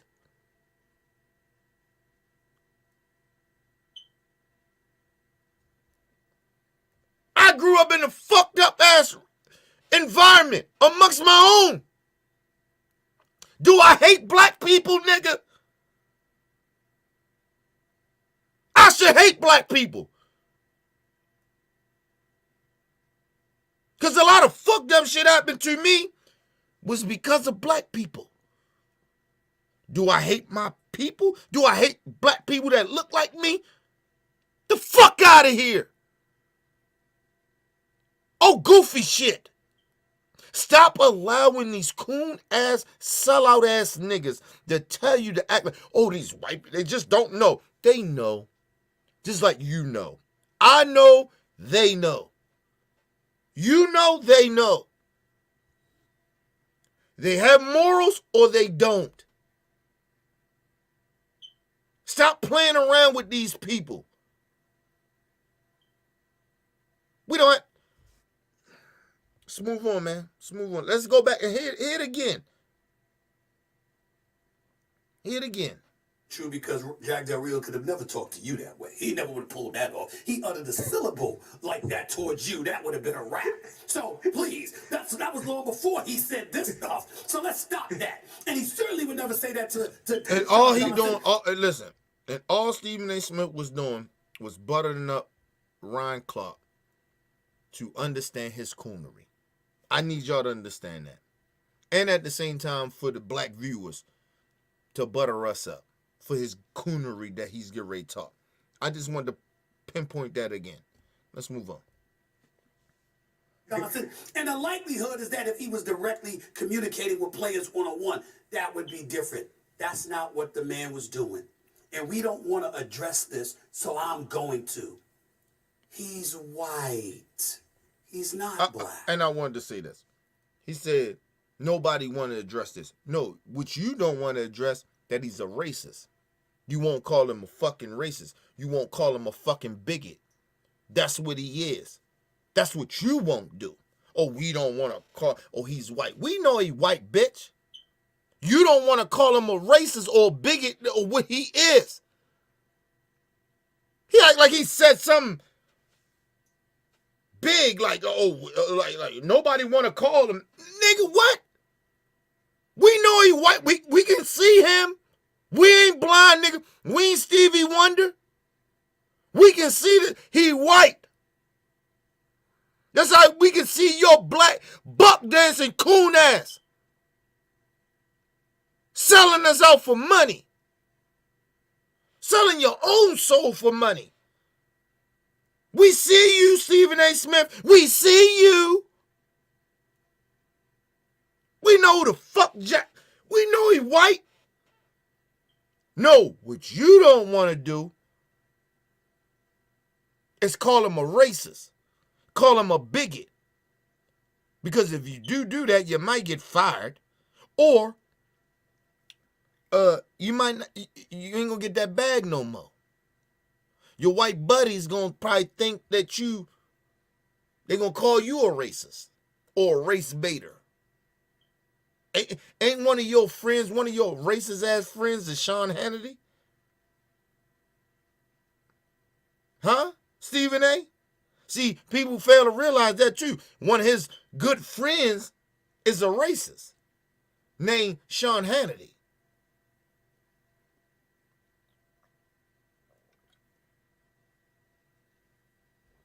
I ain't making it up. The man got on a national platform and called Sean Hannity a friend. We already know where you stand at, Stephen A. Smith. That's why at the end of the day, I don't fuck with Corey Holcomb. All that tough shit that you was talking about, nigga, how real and how gangster you are calling Stephen A. Smith out. But when you seen him in person, you ain't had that same energy, nigga. So I can't take your realness for real. If you're a real dude. You ain't real, nigga. You'll spaz out on your co-workers, people that work with you that you've been fucking with for years. But when Stephen A. Smith, you've been calling them out for years, you seen this nigga at All-Star and you said nothing. You coward like a bitch that you are. Corey Holcomb. That's why I don't fuck with you no more. And tell him I said it and send it to his bitch ass. You a bitch for that. Coward. You let that man, you had that man in your presence and you coward like a bitch. Ain't nothing Stephen A. Smith can say to me, nigga. And if Stephen A. approached me with security, nigga, that's a threat to me. And first thing I tell that nigga, hey, man, I don't fuck with you like that. Back up off me, man. Go about your business. And if you don't back up, then it's a problem. But that's not what this nigga Corey Holcomb did. So fuck Corey Holcomb. You got a nerve to talk about Monique that stand up for some real righteous shit, but your bitch ass was talking all that gangster shit about Stephen A. Smith, and you seen that man in your presence. He walked up to you, and you said nothing. You coward like a bitch. Same thing what you did with Charles Barkley, you coward. These niggas talk that shit, but they ain't about that shit.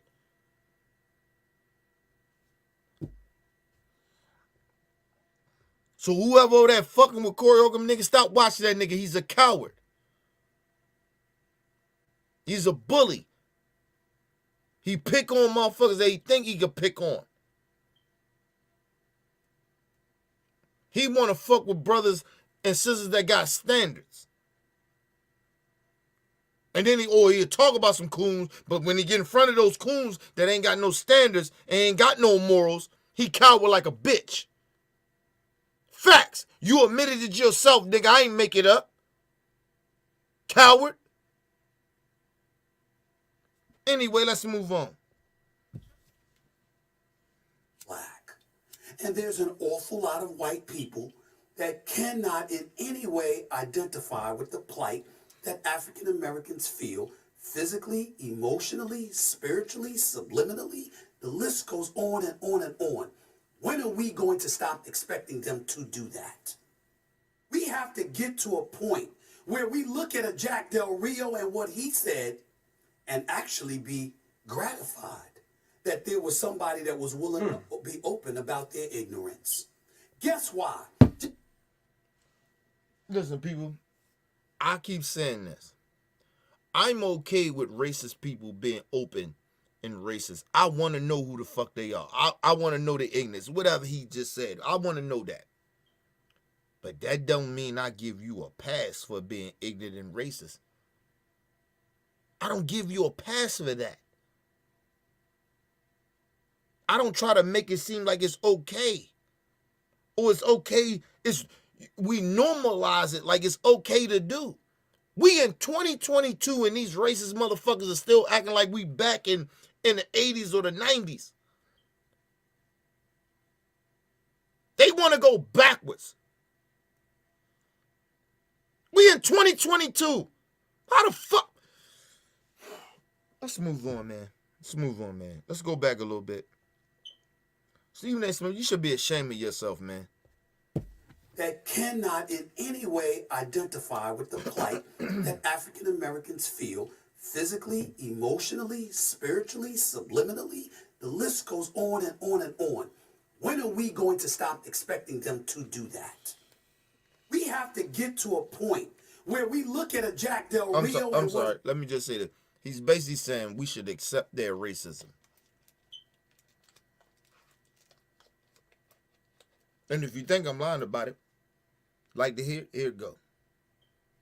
He said, and actually be gratified that there was somebody that was willing to be open about their ignorance. Guess why? Jack Del Rio shouldn't be vilified. He shouldn't be somebody that's excoriated and nobody wants to talk to him again. You know what black people should be willing to do? They should be able to walk right up to Jack Del Rio. Hey, how you doing? Let's have a conversation about what you said. Let me use this as an opportunity to educate you. Because if we're ever going to have any hope,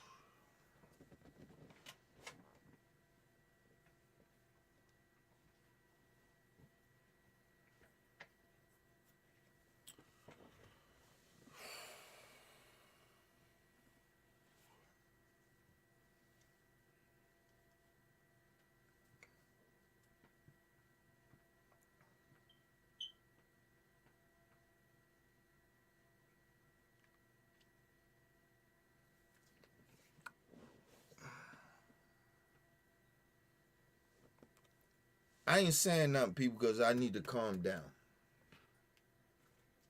But I already know I'm past 100. Already know that. And let me explain something to y'all why I'm so mad. Because I'm heartbroken to see coward-ass black people continue to keep saying this shit in 2022. This shit is heartbreaking, man. To see the cowardness of our people. Some of our people. Just the cowardness shit. This is coward shit that he just said. But listen to it again so y'all don't misconstrue what he said.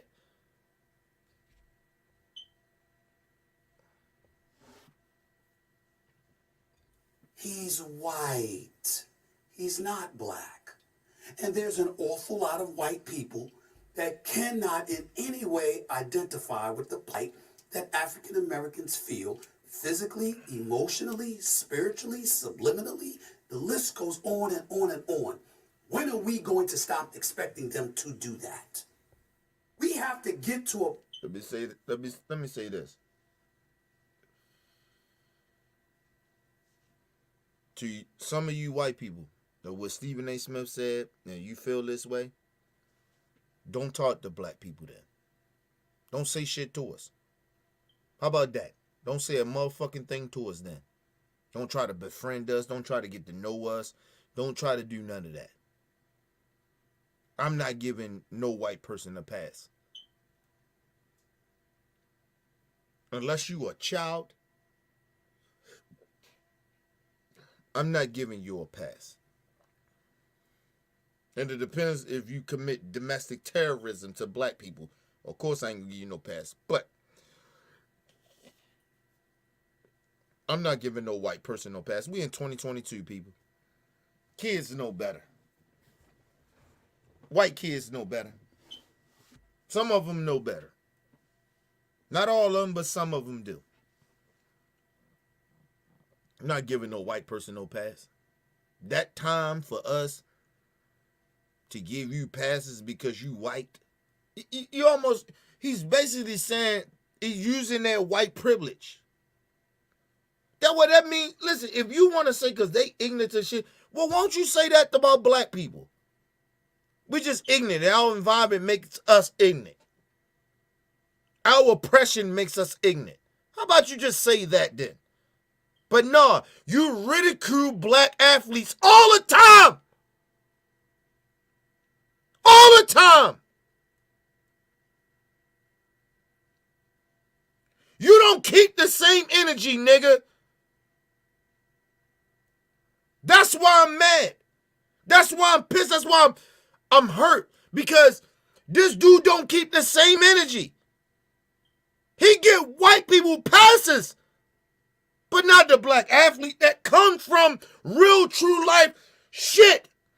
They have, listen, white people on that, a lot of white people that's racist, that is make pretend shit that their parents or their environment taught them. Our shit real.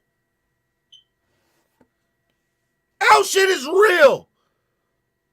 Our environment is real.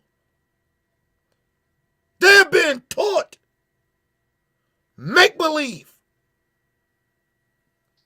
about black people and other races of people. And this nigga is sitting there telling us he's white. We should just get over it.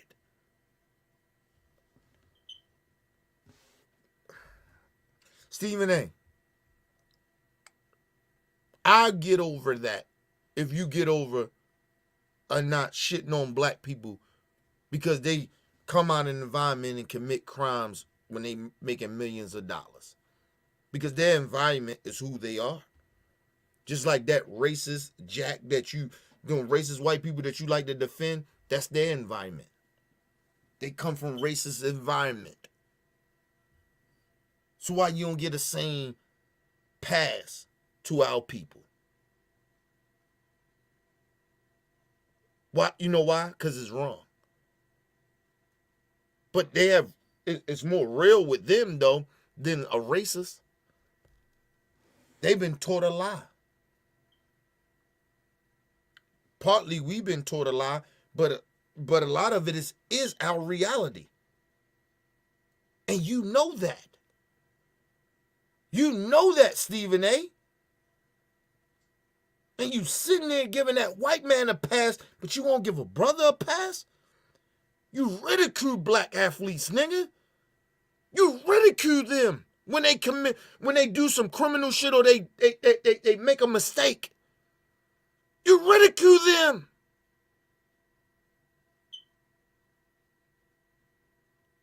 But that white man you give a pass to. Let's move on, man. To get to a point where we look at a Jack Del Rio and what he said and actually be gratified that there was somebody that was willing to be open about their ignorance. Guess why? Jack Del Rio shouldn't be vilified. He shouldn't be somebody that's excoriated and nobody wants to talk to him again. You know what, black? But you do it to black people. You basically tell white people all the time when black people do some criminal fucked up shit or we say some wrong shit, you crucify them. You crucified them, Stephen A. God damn, bro. Are you that much of a coward? Are you that much of a sellout? Like, yo, you have no morals and integrity. You really you about that bag, ain't you, nigga?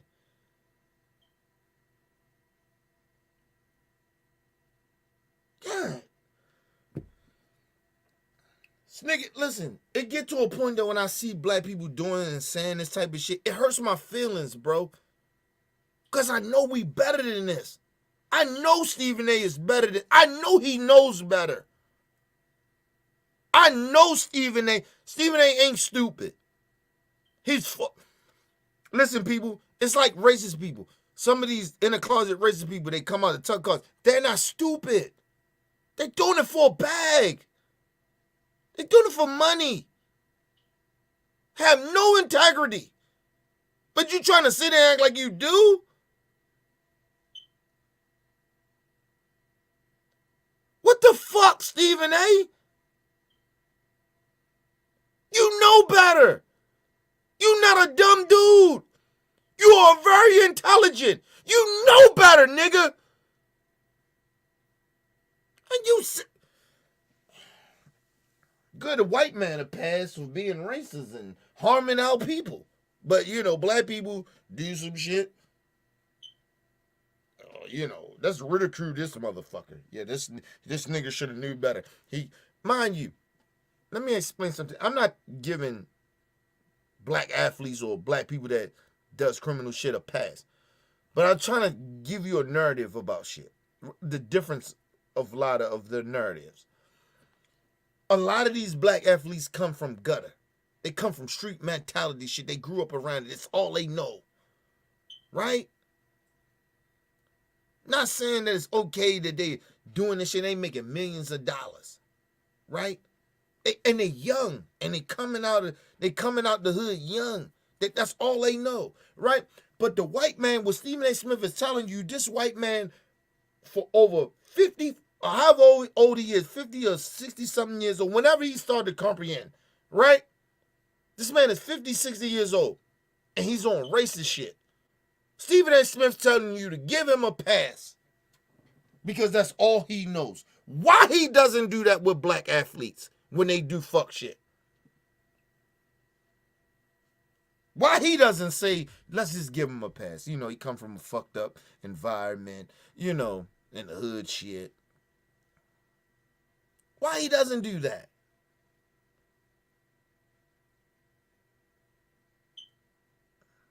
And see, people would say, well, you know what, Kenny? He shouldn't give them a pass. That, you know, they made it out. Right. Okay? But keep the same energy with racist white people that does fuck shit. We done seen Stephen A. Smith give passes to Giants kickers that abuse their wives. We seen him do it. We seen him fucking do it. And people with L. Kenny, well, he did ridicule him a little bit. The energy ain't the same. The way how he talk about black people that commit crimes is different when he does with the shit with white folks. His temperament, his tone is not the same. And if y'all not recognizing this shit, then shame on you. Shame on y'all. To keep supporting this dude. Keep defending this dude. This is call Stephen A. what he is. He's a black white supremacist. He just is what it is. He's a sellout. He's a coon. If this doesn't prove the point, I don't know what else to tell you. I don't know how else to break this shit down to you. Stop supporting this dude.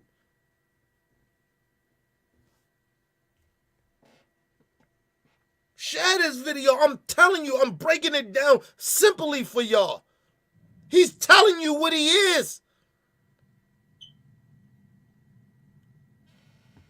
I've been watching this dude for years, man. Years. Sell us out. Stephen A. Smith a good dude. No, he's not. He doesn't care about black people. He care about Stephen A. He getting the bag and he good. And you keep acting like he care about the black community. Why is his energy not the same? When a black athlete do something wrong, why is his energy not the same?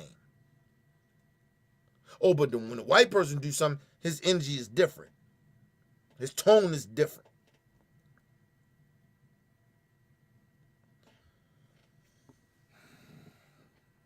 You know what black people should be willing to do? They should be able to willing to walk right up to Jack the Ripper. Hey, how you doing? Let's have a conversation about what you said. Let me use this as an opportunity to educate you. Because if we're ever going to have any hope. Educate him? This is a 50, 60-year-old man. Listen, let me just explain something to everybody, man. My nieces, my nephews, my godkids, they can come to me and teach me new shit. I'm okay with it. But the one thing that my nieces and nephews can, and my godkids can never ever come to me and explain to me about racism. They can't. Sorry. I know more about it than they do. It's nothing that you can teach me. Or even how to act to treat other people. My nieces and nephews can't teach me about that or show the respect to other people. They can't teach me that. Why would some young folk show me how to treat other people? If you respect people or you don't. You have morals or you don't. If you can sympathize with people or you can't. I can't teach you nothing if you're a grown-ass person. I can't teach you that. And maybe you was raised wrong or taught wrong, but that's not my motherfucking obligation to show you. I throw some Jews out there for you, but hey, I don't want to sit down with a racist and tell them, hey, explain to them how is this hurtful to me. First of all, you know how they always say, like, black people always play victim? No lie to you. I feel when black people got to explain racism and bigotry and discrimination to white people, I feel like we're playing victim. No lie to you. Black people, let me just explain to you. You don't have nothing to explain to old-ass white people about how they should treat people that's a different color or gay people. That ain't, listen, man, the fuck out of here with that shit. We in 2022. I'm not sitting there and explaining nothing to no racist-ass white person. Sorry.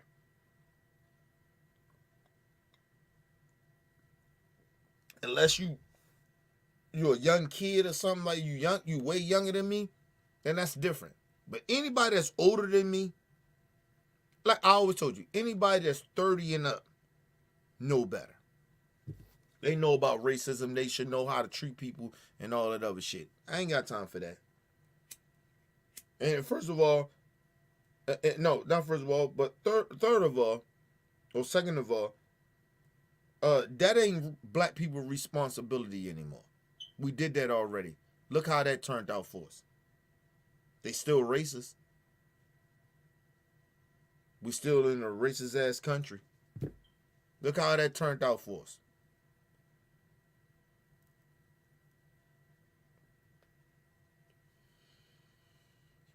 Listen, I keep telling y'all, I love Martin Luther King. He's one of my heroes. Nigga, there's some shit I go on Malcolm X type shit. I don't have to explain racism to a racist. They already know. They know what they doing is wrong. And if they don't know what they is doing is wrong, that's not my responsibility as a black man in this country to explain that to you. or and just want to take race out of it. As a human being, I don't have to explain that to you, how to treat other people. I don't have to explain that to you. If you was raised the right way or you wasn't. Listen, I was raised in a certain type of way in my environment. I grew. I changed. Why the fuck do I gotta explain to a grown ass person how to change?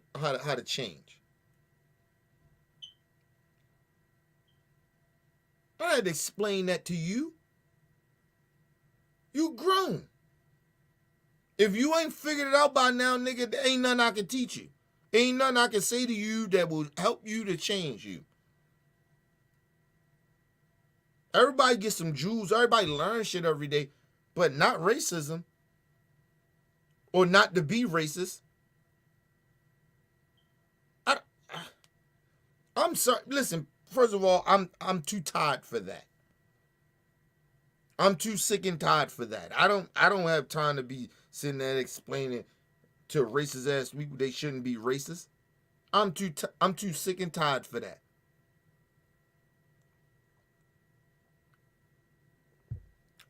First of all, I don't have the time for that. I don't have the time to do that. My thing is to teach young kids, white, black, whatever color skin of y'all, is not to be racist.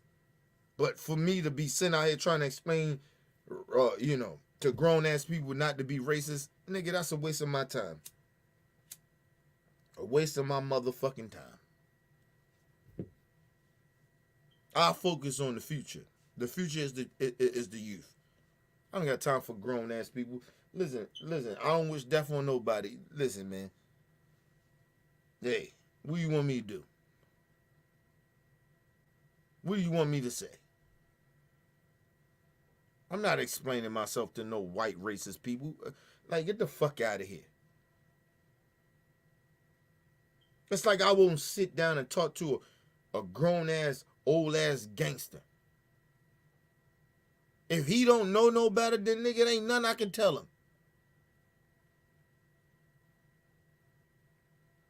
Ain't nothing I can say to an old ass gangbanger.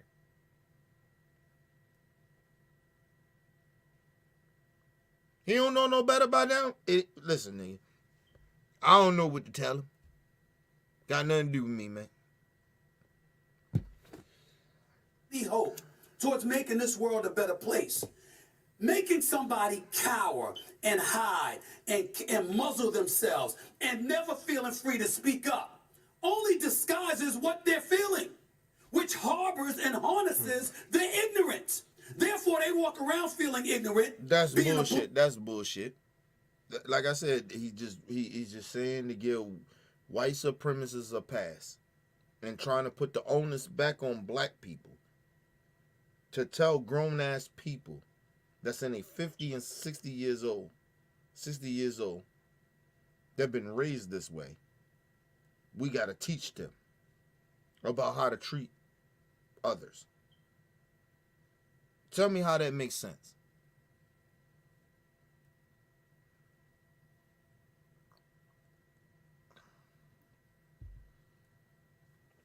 I want y'all to explain to me how that makes sense.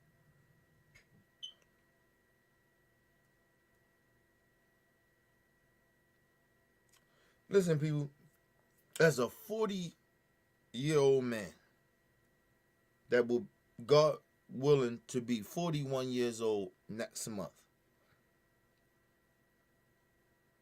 right? Matter of fact, yeah, a month from now. The day is actually the 16th of June. I'll be, 41 years old next month, God willing, right? Excuse me.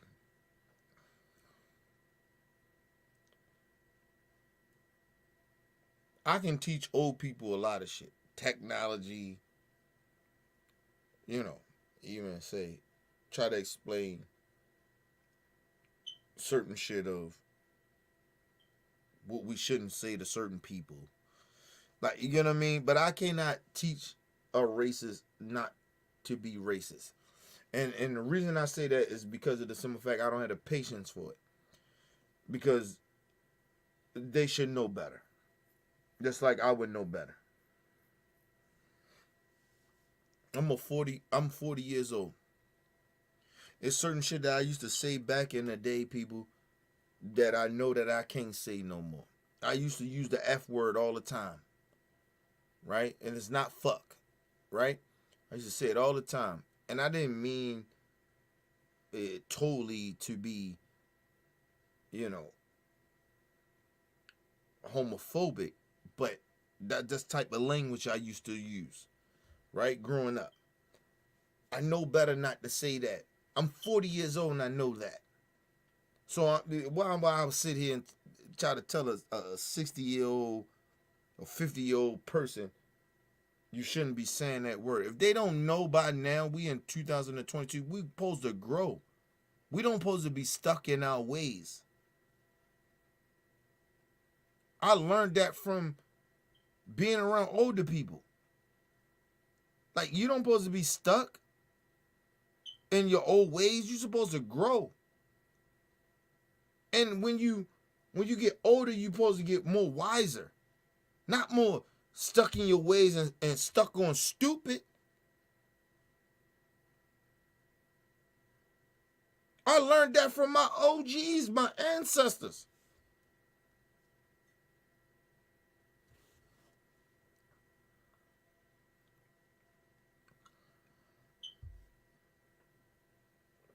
Let me throw a story out here real quick, and we're going to move on from this, right? We're going to get back into it.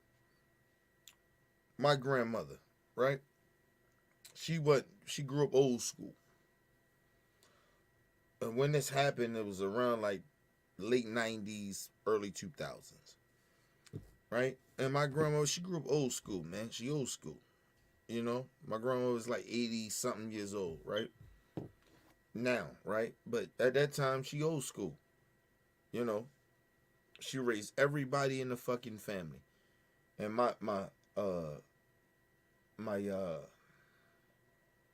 cousin that was gay at the time, I think everybody kind of knew, but my grandma didn't accept that shit, right? And she kept talking about Jesus and all that other shit, right? You know, change her, make she go to church or whatever, right? And then my cousin that's now, that was a girl, now is transitioned over to be a dude. She's transgender, right? And my grandmother, after everybody in the family was like, she family. You just gonna cut her off? You just not gonna fuck with her? We had to get down to the core of my grandmother understanding that she's family.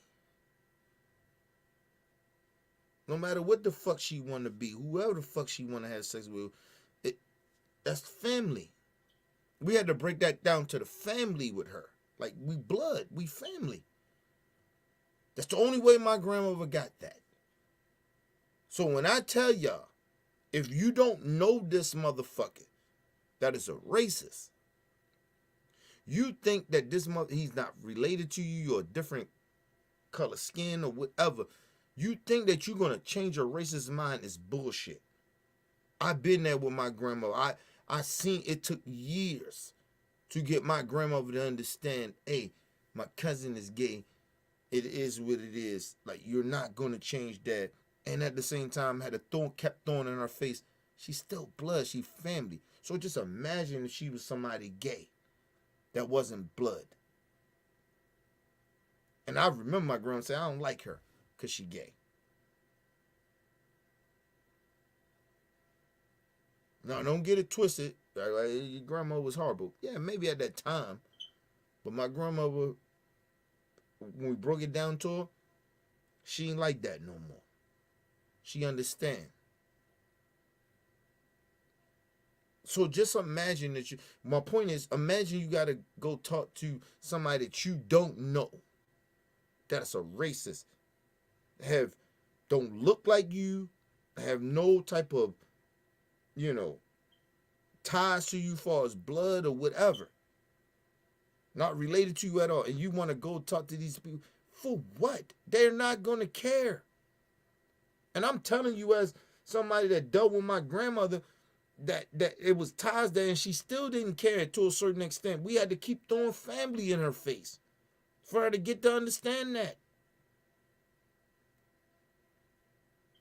It's a waste of energy if you don't know, if the person ain't related to you to a certain extent. And like I said, as a human being and as a black person, nigga, I don't have no obligation to, as black people, period. We don't have no obligation to tell tell racist white people how to treat other human beings. So as if they old like that.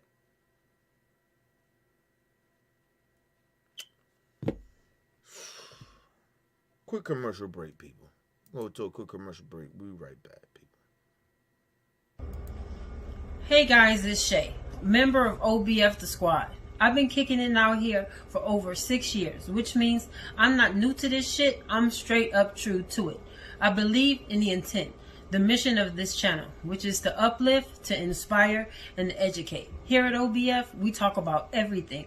We cover the latest and greatest. You're going to get our opinions. We definitely cover the facts. You're going to get it 100% raw, uncut, and straight up real. So come on over to OBF and come kick it with your girl. Holla! I said, hey, yo, it's your boy Weezy, straight out there, L. Opinion but facts. Hottest show on the internet. We talk about everything from religion, politics, race. It doesn't matter. We're not running for any topic. So if you want to be in the building, come and join the discussion. Shout out to my boy Kenny from starting this platform. And I'm thankful just to be a part of it. So when you come in the building, keep it funky like gym shoes.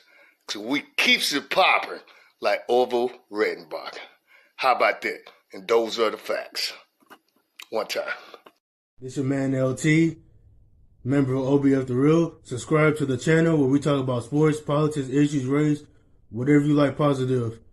Subscribe to my brother Kenny channel, Opinion But Facts, where you keep it real. OBF for life. All right, people, we back from a quick commercial break. And I wanted to bring this up, too, as well.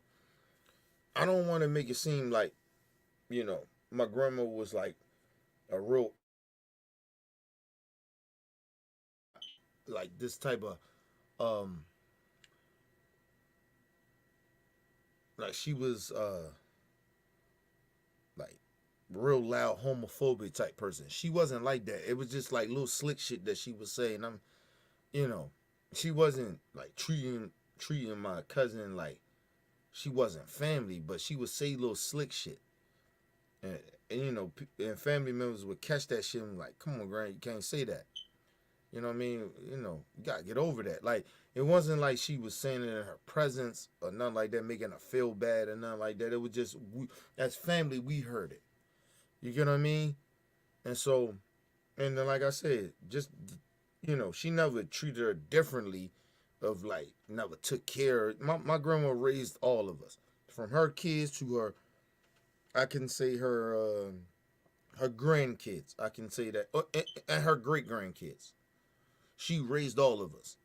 So it wasn't like that, but she was still a little homophobic, you can say, right? But my grandma, good peoples, like it just, she grew up in a different generation.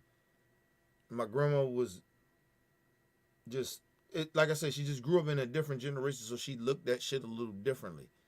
You know what I mean? And we had to bring up a little update. But and she may still have a problem with it. It's not some shit that you just get over. Like, it's this certain gay shit that I don't fuck with. But, you don't stop loving your family because they're gay. You don't start treating other gay people differently. because you had a family member that was gay or gay people, period. Like, you know what I mean? It's just, you don't do that. You know what I'm saying? So I don't want people to get that misconstrued about my grandmother. And I ain't trying to cat for or nothing. I'm speaking truth about it. My grandmother just she wasn't like harsh with it. It's just, she would say little slide shit that we like had to check her on. Like, come on, Gran. Like, don't say that. Don't do that. But it is what it is. Let's move on. First of all, shout out to my grandmother that raised me to have morals and respect for other people. You get what I'm saying? Even though she had her struggles with certain shit. But my grandma put morals and shit in me. And I wouldn't be the person that I am if it wasn't for her. So shout out to my gran. You know what I mean? Being oblivious to the kind of things that plague them and us and our society, and none of us get any better. But when he was willing to be open, I found nothing offensive about what he said. I thought it was ignorant. I thought it was ill-informed. I thought it... And when a motherfucker tell you,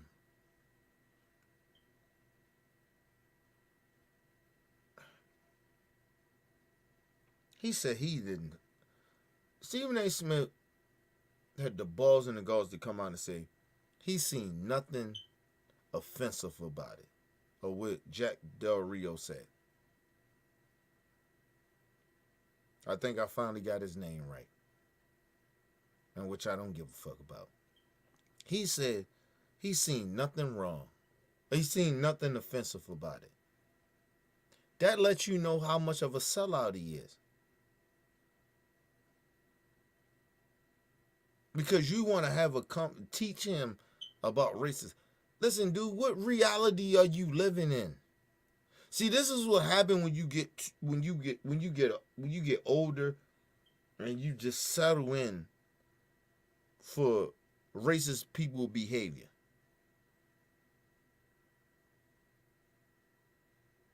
I don't give. Listen, as old as I get, the more offended I am by racist people.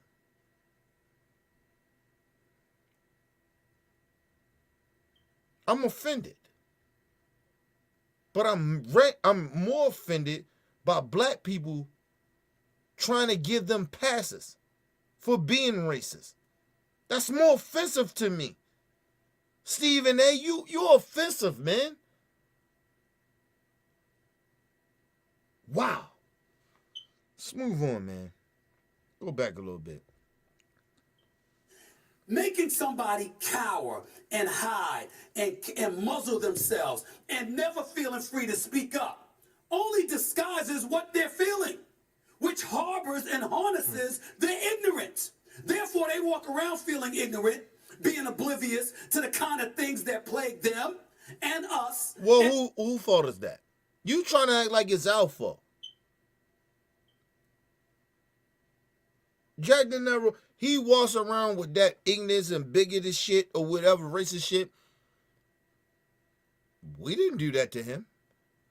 We didn't teach him that as black people. We didn't teach him that. So why is it our responsibility to care about him holding it in or whatever the fuck he's talking about? You act like it's our fault. And then that's what I'm saying. It goes back to what I'm saying about the Coon shit. Like, yo, Stephen A. Smith acting like it's our fault that he feels the way he feel. Or his thought process or his ignorance. That had nothing to do with us. Nothing. And I want black people to understand that. That has nothing to do with us for us white people bigot shit, racist, ignorant shit that they do. Don't try to fuck with our self-esteem, nigga. That's their shit. They feel that way because they was raised that way. We didn't raise them that way. It ain't our fault that they was raised that way. It is not our fault that they don't know no better. It ain't our fault that they wasn't around a lot of black people. Who the fuck fault is that? That ain't black people's fault.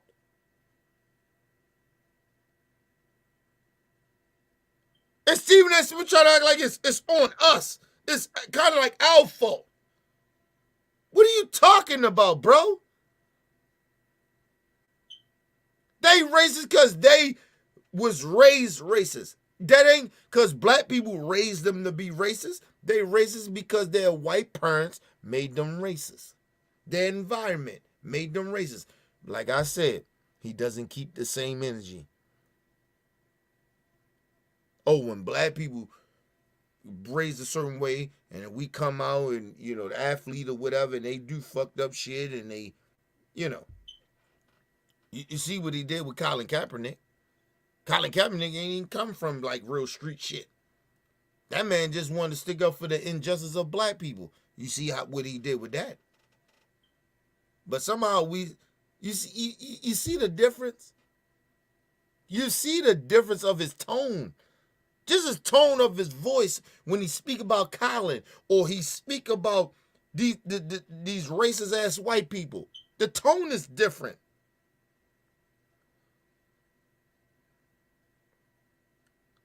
Colin Kaepernick he had committed no crime. No crime.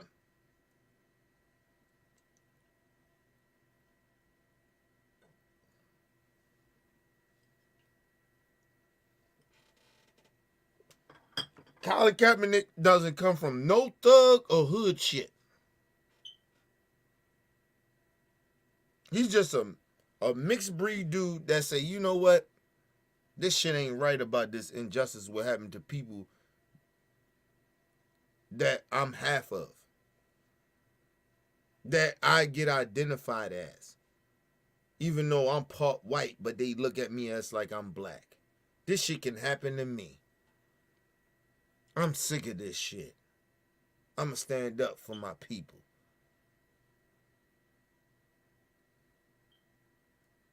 On one half that I'm mixed with, but only they recognize me as a black quarterback. They didn't call him a international person. They called him black. A black quarterback. Or interracial quarterback. They called him a black quarterback. They didn't call him a Barack Obama or a mixed breed or nothing like that. Or a mixture between he's white and he's black. They did none of that. And two, they wanted to ridicule him. You know you part white, right? But he don't get identified as that. They didn't treat him that way when he stood up for black people. Stephen A., you got to be fucking kidding me with your hypocrisy, bro. Your energy is off, bro. And I know you see it. It's just the stupid motherfuckers that sit there and pretend and act like you don't see it. Oh, he still listen about his speak, man. He talk about us all, you know. He speak up for. No, he doesn't. If you listen to what he says, he give white people a pass. And he harsh on his own people. Listen, I'm harsh on my people. I'm equally. My energy is the same. I get out on my people when my people do wrong. But I damn sure uplift my people. I want to put confidence in my people. I don't want to just keep shitting on them all the time.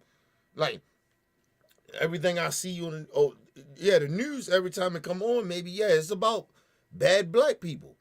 Okay, well, I know some good white people. I know how good I'm not white people, but I know how good black people are. It's some good shit about black people. You don't want to focus on that. You coons don't do that. You don't talk about great shit. You don't uplift our people. You want to tear them down every time they do something bad.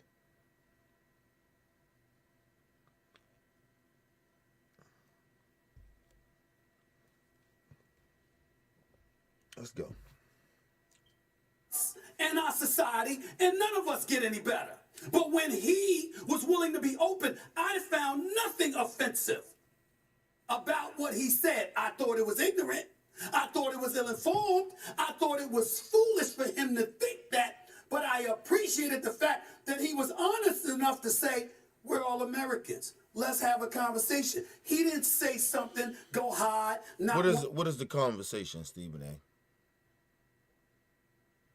What is the conversation? See, that's what racist white people do. If you don't know this, but I believe you do. They always try to deflect. Oh, well, the black people did it, so why we can't do it? It's like a kid. Kid, you know, another kid did some shit, and then your kid does some shit, and your kid say to you, well, what's the name did it? Well, I don't give a fuck what what's the name did. I don't give a fuck what that other kid did.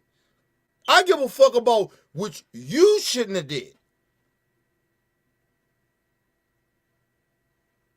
Think about what he is saying.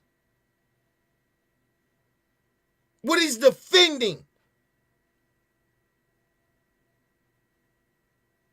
People, let me explain something to y'all very clearly.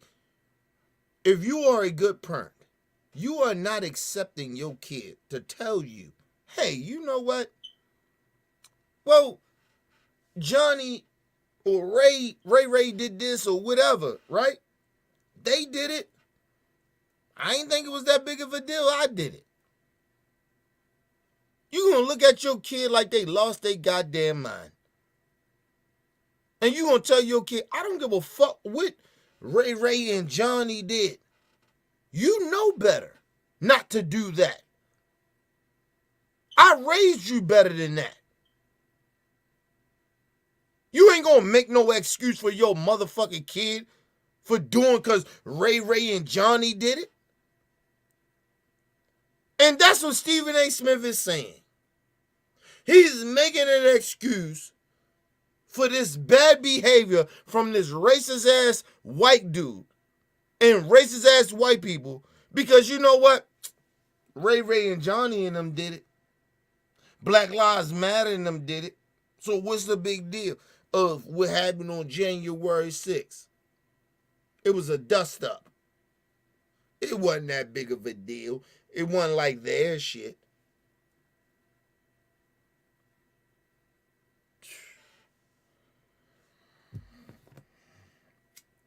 Listen, I keep telling y'all, these coons and racists can't sit in the same room with me.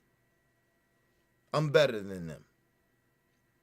And the reason I tell you I'm better than them, it's not on no arrogant shit. Morally, I'm better. Morally, I'm better.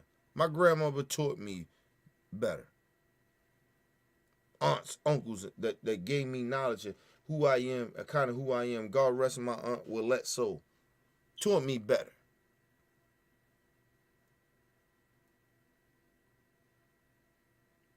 Miss her every day. I wish she wasn't gone. So I can talk to her about a lot of this shit.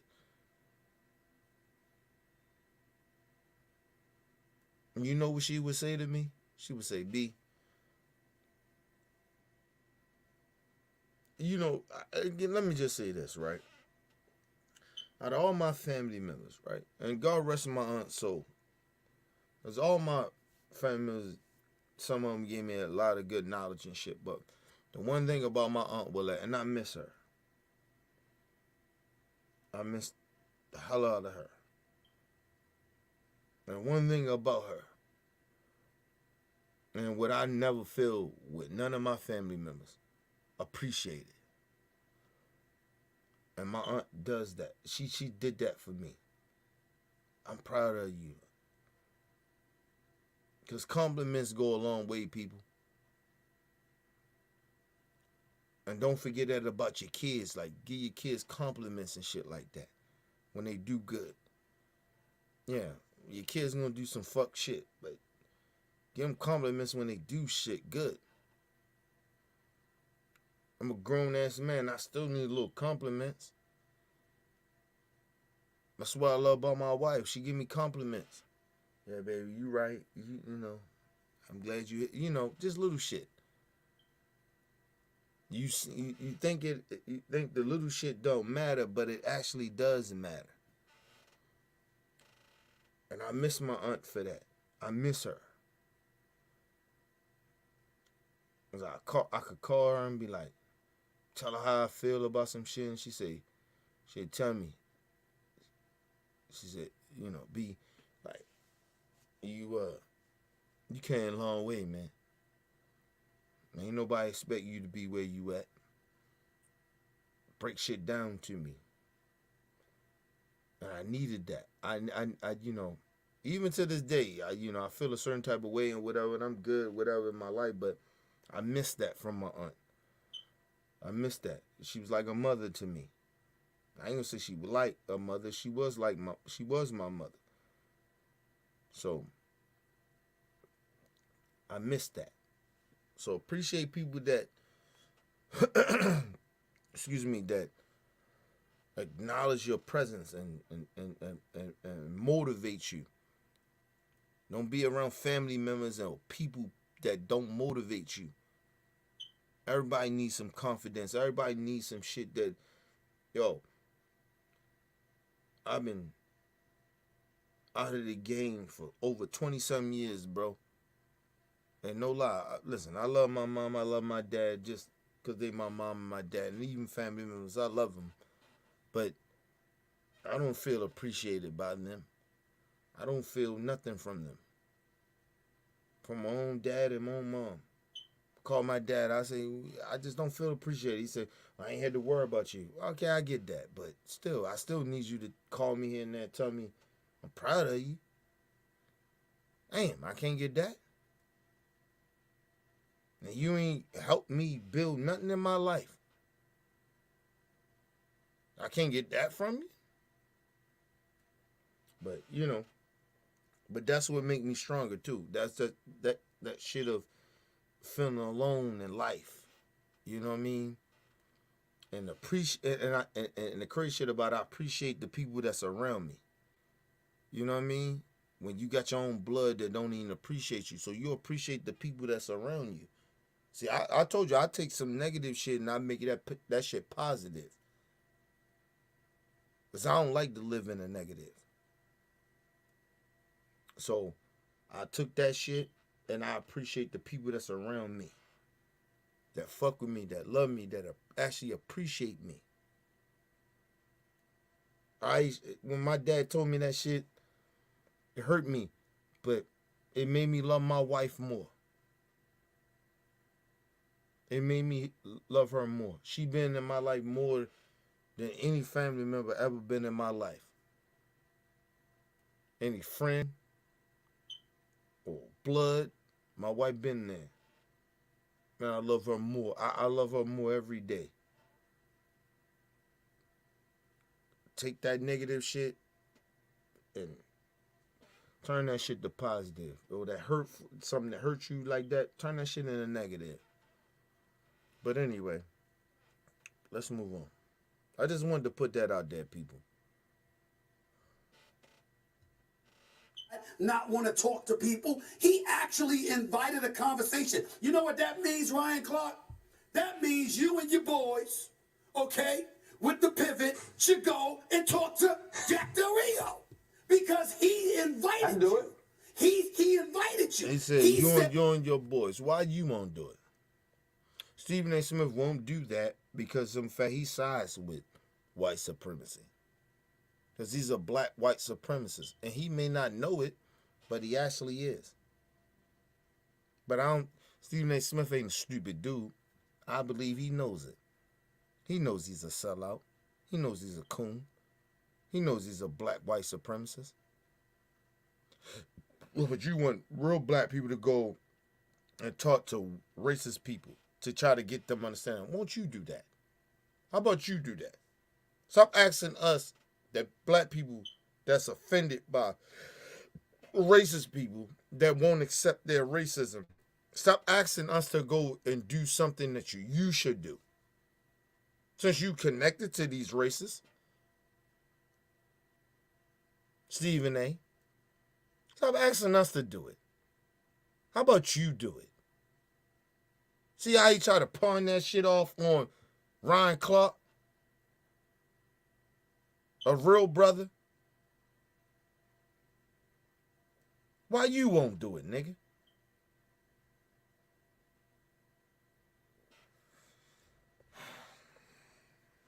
He said, let's have a conversation. So let's have the conversation. Because this nation is never going to recover from the divisiveness that has plagued us, from the politicians that continue to feed that divisiveness that plagues us. First of all, stop acting like it's black people. Why black people gotta save this country? We already did it already. We were slaves. Ain't that enough? Ain't us, our ancestors, Martin Luther King and our ancestors, the Civil Rights Movement, isn't that enough? Why we gotta keep saving America from their own demise? Listen, I don't want this to happen, but I keep saying this. Whenever white people, you racist white people, you want to do another civil war, you keep acting like black people ain't prepared or we ain't ready for it. Some of us are not, but a lot of us are. We waiting. We're not scared of y'all. A lot of us, we're not scared of you. We don't, listen, this coward shit that Stephen A. Smith is talking about, nigga, we not scared of white people like you are. We not scared of them. We don't think that these racist white people are better than us or they put some type of fear in our heart. Nigga, I'm not scared of no racist ass white people. And I will never pretend to be that. You know why? Number one, because I'm built a different way. But number two, I got a motherfucking daughter. And I'll be damned if I teach my daughter to be a coward to these racists. Or any of my god kids or my nieces or nephews.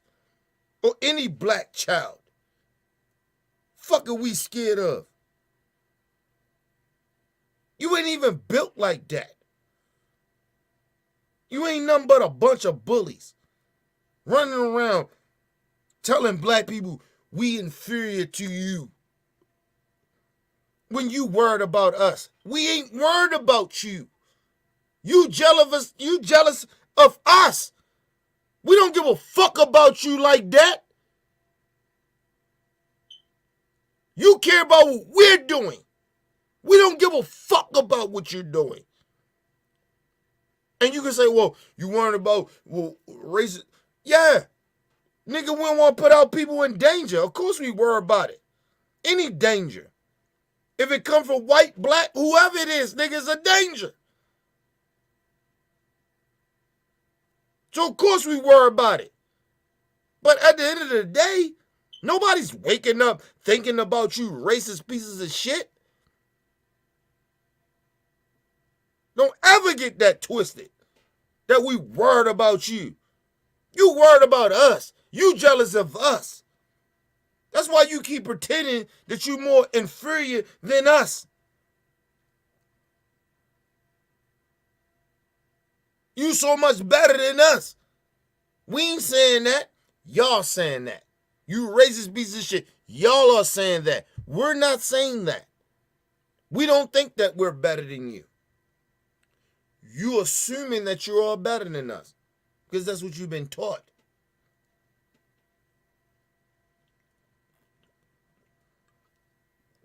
As a black man that come from my community, white people should have been taught to me that white people is more better than us. As I got older and I'm a grown ass man, I know better. You ain't no better than us and I ain't no better than you. My people ain't no better than you. We ain't no better. You ain't no better than us. And if you can't realize that as a grown ass person, it ain't nothing I can teach you. It's no conversation I can have with you. Because like I said, if a motherfucker bleed the same shit that I bleed that's red, what can I teach you? Because if you don't know that we bleed the same color blood and we can die the same way and we born the same way, what can I teach you? What can I explain to you? Nothing.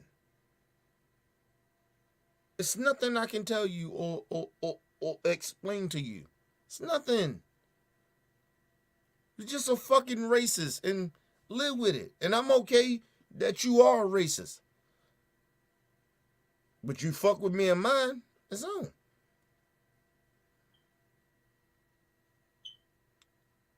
You racist white people running around fucking with innocent black people, you're not fucking with the right black people. Because you know better. We will fuck you up.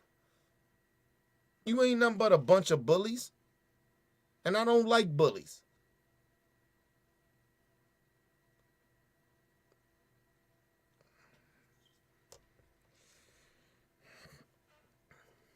Us all while they sit up on Capitol Hill, being indentured servants to lobbyists at our expense. We're never going to get better as a society if everybody gets to duck and weave and hide because they're afraid of the shrapnel of criticism that's coming their way. Jack Del Rio. Weezy. Stephen A. You does the same shit that you just talking about. You duck and weave and you hide behind white supremacy.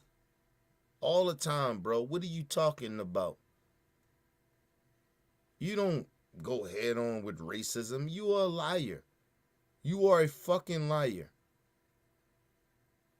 And only black people like me understand your fraud shit. Your hypocrisy. You are a liar, bro. You duck and weave. It's all a reflection. What he's saying is a reflection of what he does. Anything that you're hearing is a reflection of what he does. And he trying to act like nobody else is. When motherfuckers do step up, he criticize it. Man, please. Whatever. Del Rio spoke. Neither of us agree with him. You eloquently articulated why you disagree with him. But now's an opportunity because he said, quote, let's have a conversation. That gives Ryan Clark, a brilliant brother, who's done a great... That's all that matters to you. A conversation. Stephen A. You keep thinking a conversation is going to help stuff. Martin Luther King did that already. He got us some rights. We can't have conversations with these racists. Not now. No. What's the conversation about? I watched the Bernie Sanders and Lindsey Graham debate on Fox. Bernie is saying facts, right? Lindsey Graham is basically lying. I ain't saying basically, he actually is lying about everything he's talking about. How do you have a conversation with liars? Listen, that's a question for all of y'all, right? How do you have a conversation with liars? You're telling the truth, but a liar is lying to you that you're having a conversation with. Even if their beliefs is a lie, right? But they believe in the lie. How do you have a conversation with that? I got some shit that I can show y'all, and I'm going to do it tomorrow. I was gonna do it tonight, but I'll do it tomorrow. And I'm gonna prove to y'all how you catch people in a lie, right? Trump supporters, you catch them in lies, and they're dumbfounded, right? But even after you catch them in a lie, even after you give them truth, you give a person the truth, they still believe in a lie. What you supposed to do with that? How you supposed to act like somehow, some way that you can reach these people? I am not trying to reach a liar. A racist to me, a bigot to me is a liar. They believe in a lie. They've been raised on a lie. How the fuck are you supposed to change a liar mind? I'm just trying to figure that out. I don't give a fuck if you come with a better tone. You speak differently. And I'm going to prove that shit to y'all tomorrow. I wanted to do it tonight, but I do it tomorrow. Because it's late. And we ran, past our shit. Right? And I'm going to prove that shit to y'all tomorrow. It's no way impossible. I ain't going to say it's not impossible, but 95% of the time, it's no way that you can change a racist mind or a liar mind. If they believe in what they believe in a lie, we can't change it. The only way you can change that shit is the people that are good be in power. Just like now, you see all the fuck shit that's going on in the country. The bad people are in power. That's why all the bad shit is happening.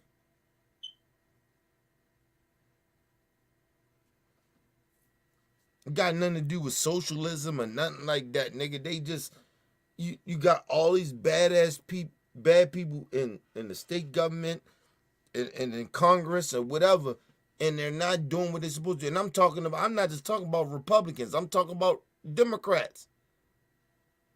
These people are horrible.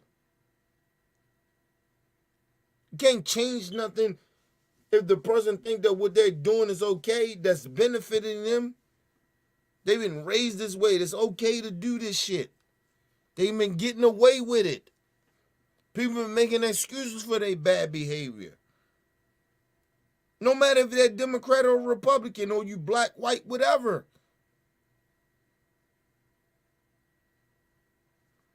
Let's move on, man. Done a great job in media, who did a great job, won a Super Bowl championship as a football player, who has credibility across the nation. That gives you and others an opportunity to walk right up to him and to say, let me educate you. Now, hold on, time out. Why won't Stephen A. do it? He keep asking Ryan Clark and all these guys he talking about why they won't do it. Why you won't do it? Ask yourselves this, people. Stephen A.'s been talking all this shit. Why won't he do it? Because he's the same dude that always tell you he got the connects. He got the connects. Why you won't do it? Why you asking for other people to do something that you think that they should do? Why you not doing it? Think about that, my people. This buck dancing coon is sitting here asking a real black dude, that's about right and wrong on some moral shit, why he won't do it. He should do it, right? Presenting some shit that he should do, right? But he ain't doing it.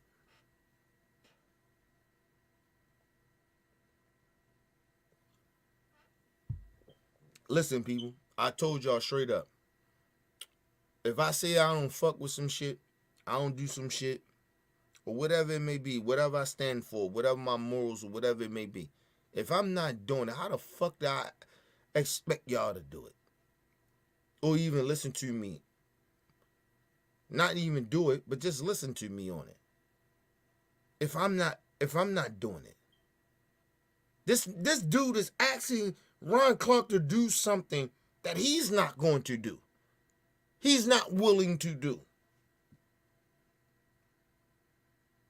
Why are you asking Ron Clark and other brothers that's solid dudes to do something that you're not willing to do? You're not doing it. And you won't do it because you're a sellout. Think about what he's saying. He's asking Ron Clark and other brothers to do something that he's afraid of doing. We're not going to sit in and act like Stephen A. Smith is stupid and he don't know no better not to do it. He's telling you. He's telling you that he's intelligent enough to know this. But he just don't have the balls to do it. He won't do it because he don't want to fuck his bag up. But he want Ron Clark and them to go fuck their bag up. But he won't do it. Think about what he's saying.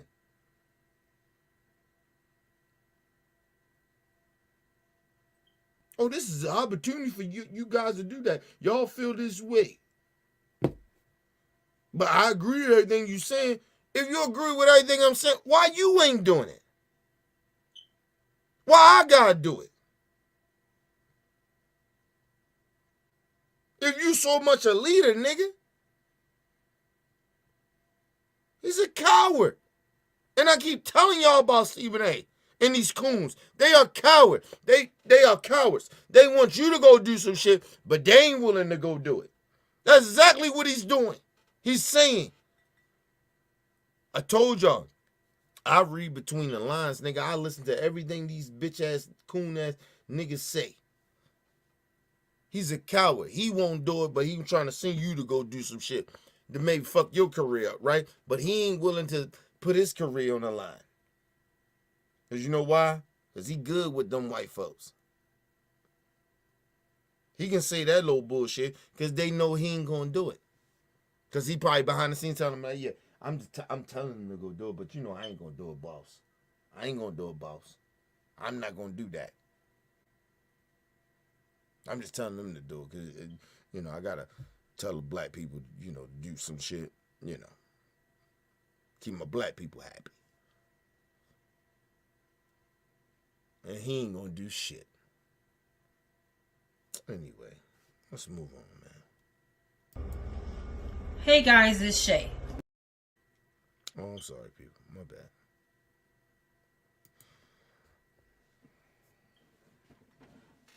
You about this experience so you'll know exactly why we were put off about it. As opposed to somebody like my brother Keyshawn Johnson, who's like, I could never play with him. Keyshawn Johnson's another brilliant brother. What do you mean you can't play for him? You can't talk to him? You can't correct him? So somebody makes a mistake, they're foolish, their ignorance gets exposed, and you want to cut them off forever? No, that's not how we're going to get better.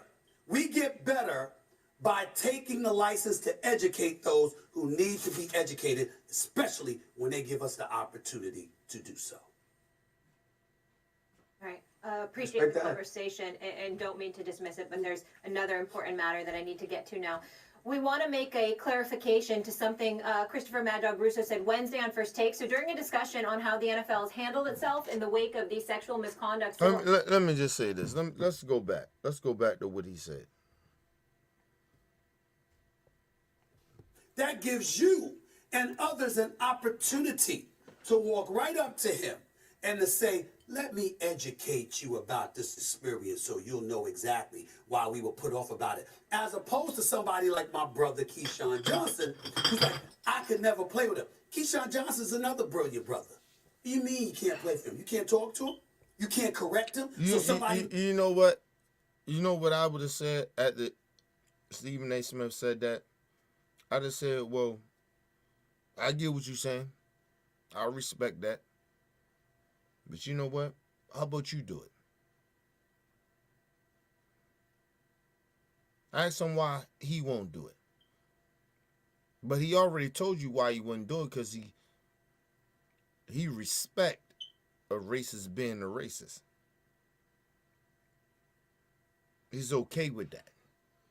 At least they out in the open. They racist or they saying some bigoted, some ignorant shit. Excuse me, or some disrespectful, discriminating type of shit. He's okay with it. That's why he asking you to do it, because he's okay with it. Why you asking me to do some shit that you should do as a black man? Why you not more offended than I am? That's what I would have asked him. See, they let Stephen A. Smith get away with the shit that he says on that show. And I got a lot of love for Ryan Clark. But he shouldn't have never let him get away with that shit.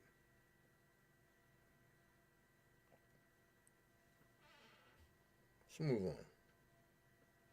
So somebody makes a mistake, they're foolish, their ignorance gets exposed, and you want to cut them off forever? No, that's not how we're going to get better. Yes, I'm cutting you off. In 2022, if you are over 30 years old and you think this ignorant ass shit, Wade, that Jack De Niro, whatever the fuck his name is, think of, yes. It's nothing I can tell you or teach you or explain to you your wrongness or how you think, how you think wrongly. It's nothing I can teach you or tell you.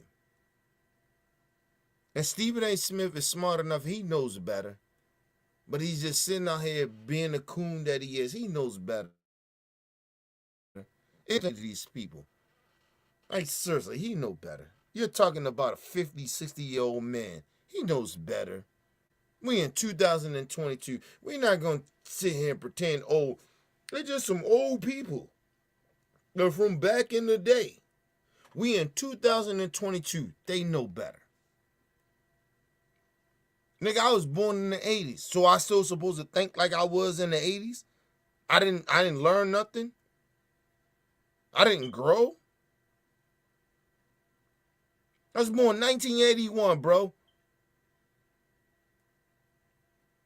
The fuck are you talking about? And anybody that sit there, they stuck in their ways, but that don't mean they gotta be ignorant. That don't mean that they stop growing. Yeah, I get you stuck in your ways. I'm stuck in my ways with certain shit, but I'm not ignorant to shit. I don't close my mind off because I'm stuck in my ways. If I'm treating somebody wrong and they continue to keep telling me that I'm wrong, nigga, I had to realize maybe I'm doing some shit wrong. I'm not too old to understand that. I'm not too stuck in my ways that I don't understand that. So fuck all you old ass niggas talking that goofy shit. You old. So what?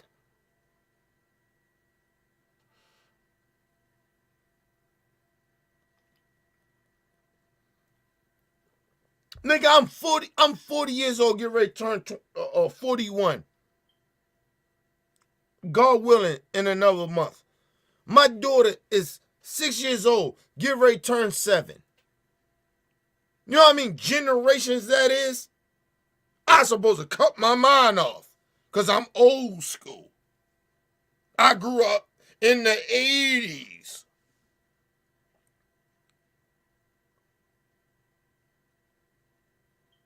I'm 34 years older than her.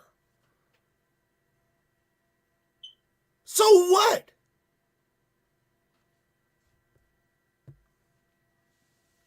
I want to understand the reality that she's going through. I want to have some type of connection to it. You don't supposed to turn your motherfucking life off because you got old. The narcissism of old people thinking that.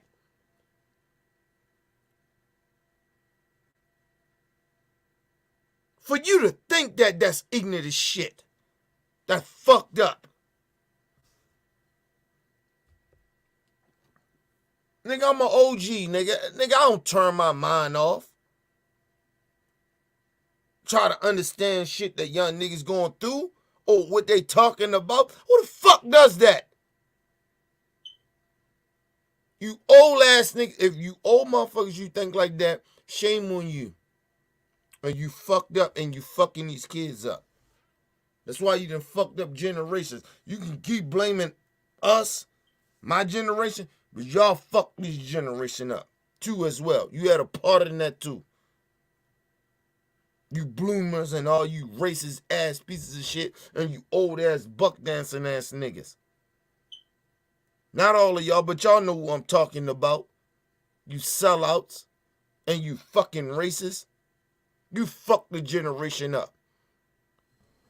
And you try to blame my generation. Oh yeah, we'll take a little responsibility, but fuck that. You bitches sitting there acting like you had no responsibility. Oh, we knew it. You ain't no shit. You bitches was fighting in wars that you had no business fighting in. And if it wasn't for us, you wouldn't have been like, oh, we shouldn't be over in Iraq. Some of y'all. All of a sudden y'all turned y'all. All of a sudden it clicked. Oh, we shouldn't be over there in Iraq. Yeah. You learned something, didn't you? It didn't come from you old motherfuckers. It came from the youth. It came from my generation and younger. It didn't come from you motherfuckers that get you try to understand, hey man, we fighting in wars, we losing our kids and losing our loved ones and shit over a war that was a lie. Just like you dumbass motherfuckers out there that keep fighting for Trump to be in office. You fighting for a lie. And I swear to you, in a couple of years, hopefully if we live through this shit, you bitches gonna be stupid. You're really gonna realize how stupid you are. You fighting a lie. It's no different than the Iraq war. You willing to tear down your whole country. You willing to be racist. You willing to stop people from voting over a lie. We'll see how long that lasts you. Like I said, listen, I agree with Whoopi Goldberg on this. I believe good people will outweigh you. You evil motherfuckers. Because I actually believe in a higher power. I actually believe in the higher power of God that I never met a day in my life. But I believe it's something that's higher in power over me. But I won't pretend to sit there like I met this man. Or met this person that's supposed to be damn near a motherfucking marble fiction or some shit. But I believe in a higher power. You motherfuckers sitting there, y'all pretending. Y'all playing with this shit. Playing with religion. Playing with God. Playing with people's lives. Instead of respecting other people's lives. You ain't got to believe in what I believe in, but damn, I respect what you do. I respect your lifestyle. As long as it ain't hurting others. But if your lifestyle is hurting or your beliefs is hurting other people, then yes, I have a problem with that.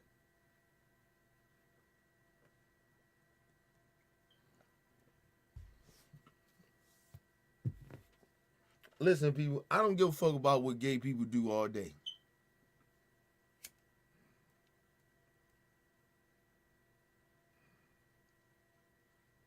Like, if my daughter came home and she told me that, it's some, and I'm gonna leave this with this. My daughter came home and said, you know what? Gay people is being discriminated against. Okay. I say, yeah, baby, you're right. But think about this as well, right? My daughter, by her having autism, right? She doesn't look at the world like we may look at it. She look at everybody as equal. She don't see color. She don't see none of that shit. Those type of people like her, And that's why I appreciate people like her. They don't see color.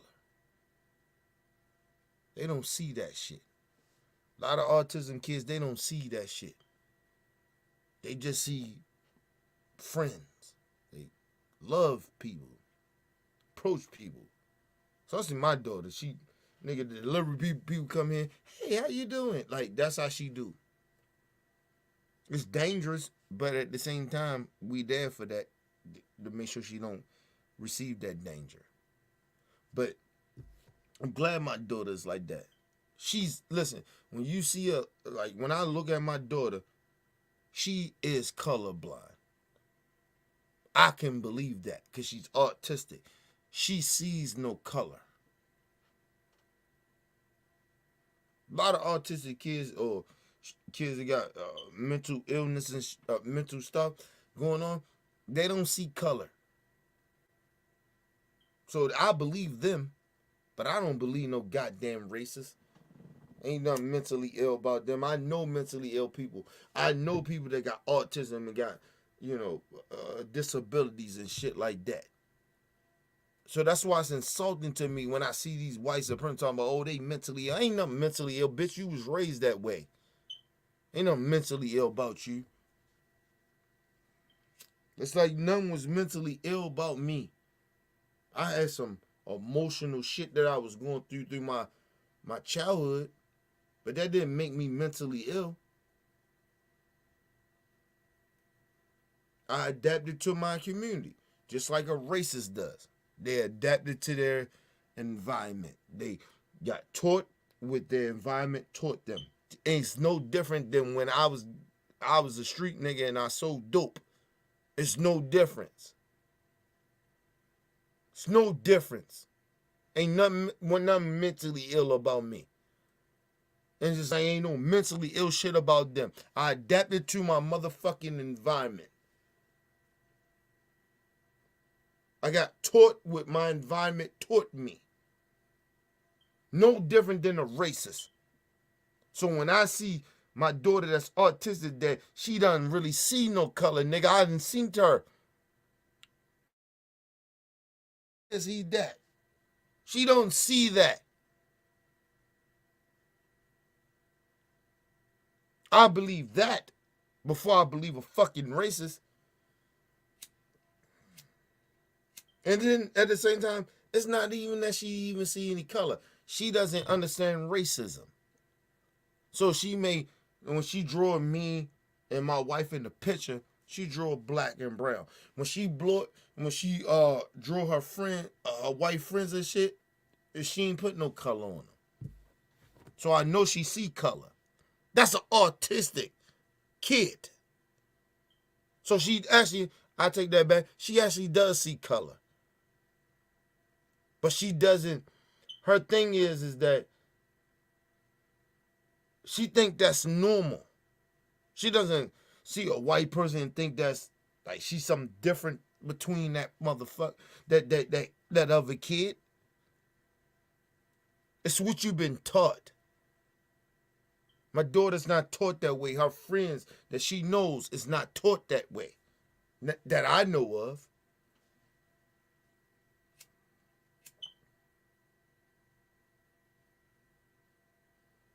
I keep telling y'all, nobody just all of a sudden wake up racist. That shit is taught. My daughter ain't nowhere, no compared. I'm not talking to her about racism and shit like that. I'm not even doing that. She be 7 and shit. She's 6 years old, bro. Not teaching her, but I want to keep her a kid. I want to keep her as innocent as she is. And then throw on top of that autistic. Come on, man. I don't even think if I wanted to have that conversation with her, that she would care about it. Not that she couldn't comprehend it. I just don't think she would care. She wouldn't care about it.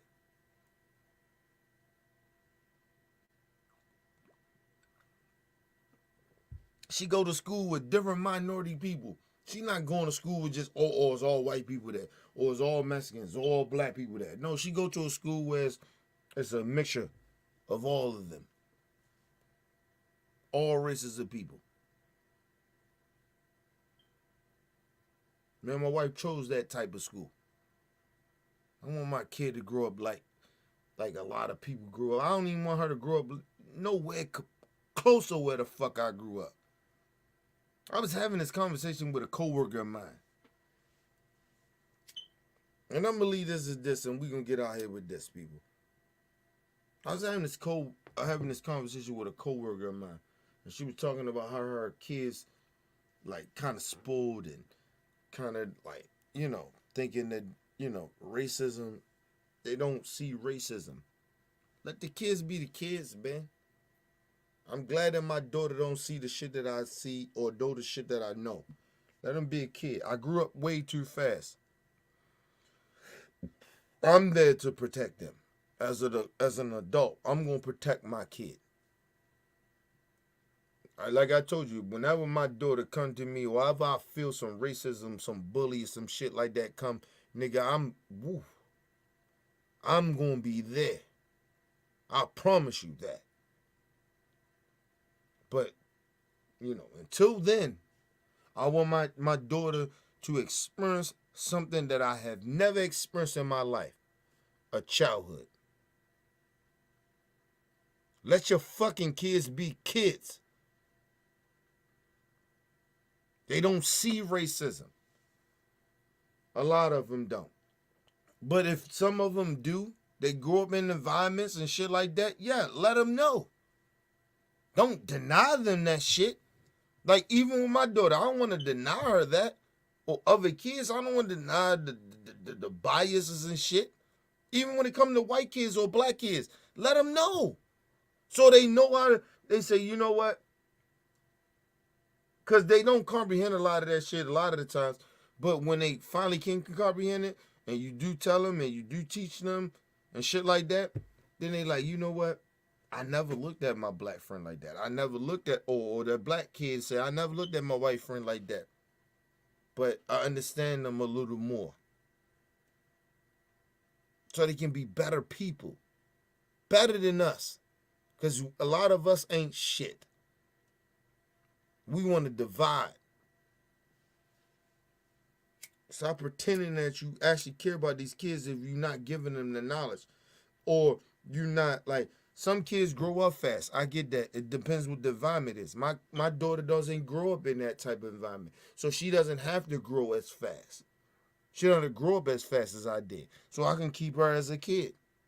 But some black kids, some white kids got to grow up in an environment where they grow up fast. So you got to teach them shit. Even if the kids that don't grow up in that environment, you still teach them that so they know. Don't hide the shit. Racism is here. Bigotry is here. White privileges is here. And even black people can be bigots. We see black white supremacists sellouts. We don't try to hide. Why would we hide that from our kids?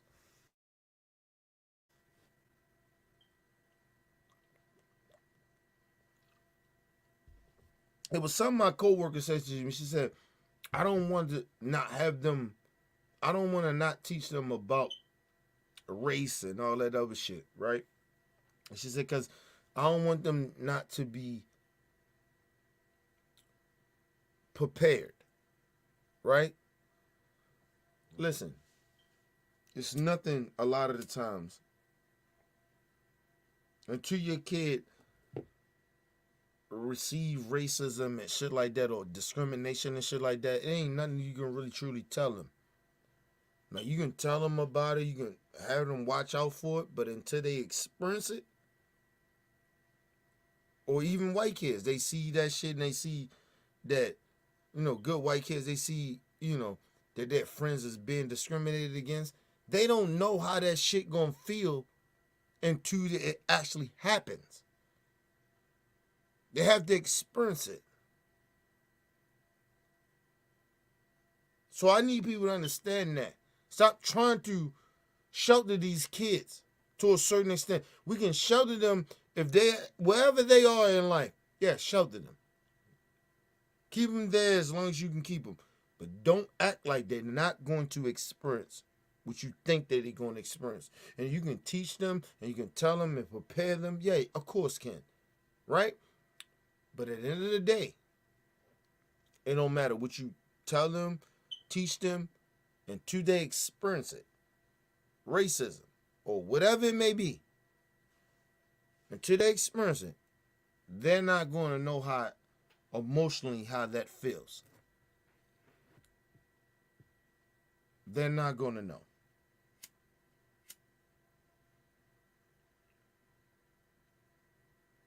That's why, like, yeah, I wish I grew up a different way in my life, but I'm kind of glad that I experienced a lot of shit that I experienced because I appreciate others. If that makes sense to y'all, I appreciate other people. It's not just about me. I appreciate other people. Ain't nobody. Yeah, of course, nobody. Listen, it's niggas in the hood ain't grew up the way I did. It's niggas in the hood I ain't grew up like either. Probably had harder than me. But by me have some type of understanding of, like, you know what? I think the main thing is that I understood people who didn't, like, it was people that grew up harder than me, and it was people that didn't grow up as hard as me. I think that's what keeps me balanced. That's why I appreciate others and other people respectives of their, their trials and tribulations or their pain or whatever they may be going through. Because I don't act like, because I grew up in Baltimore City, the hood, East Baltimore hood shit. Oh, that, nigga, I'm the hardest nigga. I've been through struggle. Like, nah, nigga. Like, there's some motherfuckers that grew up way harder than me. I know it. I know it's people that did. I know people that did. So I'm not arrogant in that way. It's almost like motherfuckers be arrogant about all the pain you went through in your life.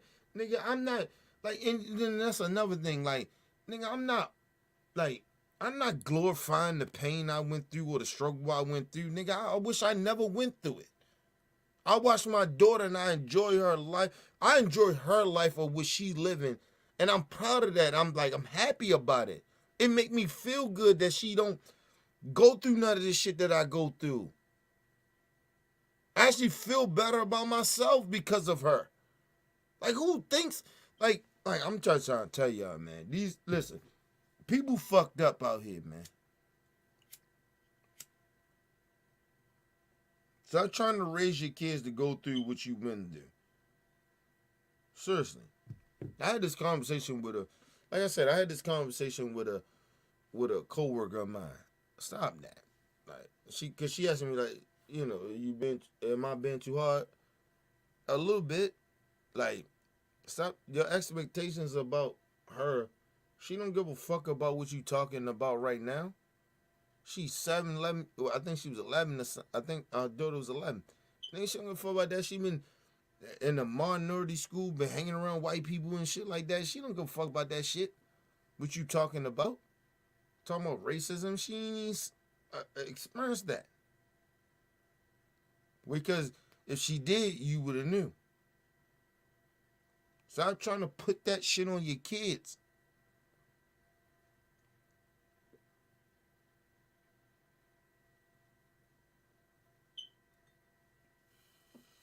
Always, listen, I don't push that shit on my kid. I don't push that shit on my daughter. I let my daughter be a kid. Now, she do some white shit or some privileged shit that annoy the shit out of me, but I don't flip out on her about it. I just, I chalk it up. Like, okay, you living right now. It's all good now. You get a certain age, yeah. You get what I mean? But I prepare myself to be there. I prepare myself even if I'm not there. I have people that's a godfather, godmothers and shit like that. People around her to make sure that they're there for her, to protect her. Like, you get what I'm saying? To give her that knowledge if I'm not there or not. See, so, like, stop thinking all the time you may be there. And a lot of times you may not. And like I said, a lot of times I can, like I may not be there to give her that knowledge. Maybe somebody else. You get what I mean? I didn't grow up. My parents gave me certain type of shit, but I learned a lot of shit through the streets. I learned my morals and loyalty and respect for other people. Well, I ain't say that. I learned my respect from my grandmother, but you know, loyalty and the way how I am a little bit. I learned that shit through the streets. From older motherfuckers or people that was older than me. I didn't learn that shit from my parents. My parents, nigga, I always tell people, and I don't like to say this like to hurt my parents and no shit like that, but I feel like I grew up as an orphan. Like, honestly. And still to this day, I feel that way. I feel alone. I still feel like I don't have parents.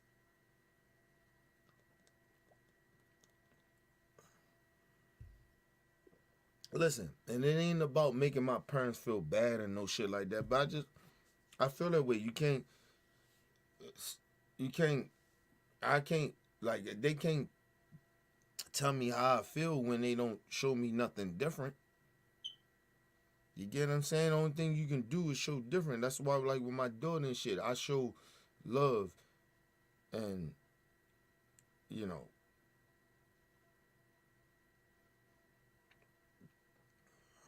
I appreciate my daughter. Like, she changed my fucking life. You know what I mean? Changed my perspective. Like, listen, a lot of times how y'all see me, I come on the show and I talk about a lot of this shit. Listen, man, that's because of my daughter. Having her being born changed me. A lot of ignorant shit I used to think about, I had to second guess that shit. I had to be like, you know, that shit don't make no sense. You know what I'm saying? Well, what if this and what if that? You get what I mean? So, you know, I tell you a lot of times, that's why I was saying earlier, like, the one live streaming shit I was doing about the money shit, like, I'm telling you, the blood is not really blood. Listen, my wife changed my life. You know what I mean? I had mentors and shit like that ain't blood to me, changed my life. My daughter changed my life. Like it's certain people that change your life that make you do better. You get what I'm saying? So stop, like I always tell people, don't let your family guilt trip you into acting like, oh, we blood. Like, nigga, fuck that. Nigga, what are you doing to help my life? What am I doing to help you? Like, you get what I'm saying? I don't want you to enable me, and I don't want to enable you. I want us to do better. But if you enabling me and I'm enabling you, like, what we doing here? So,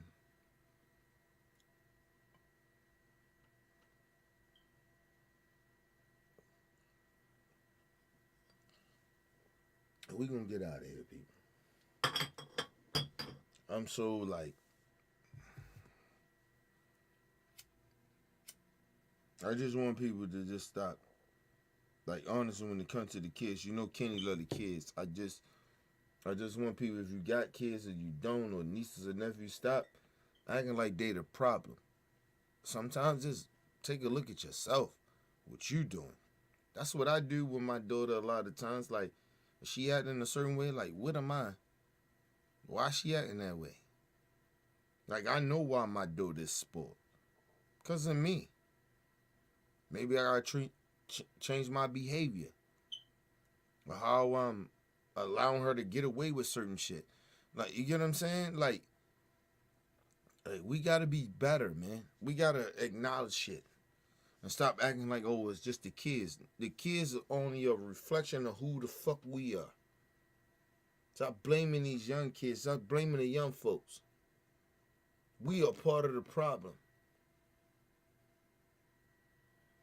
But anyway, listen, people. Love, appreciation, love y'all. Make sure y'all hit the hold on, let me put it up here.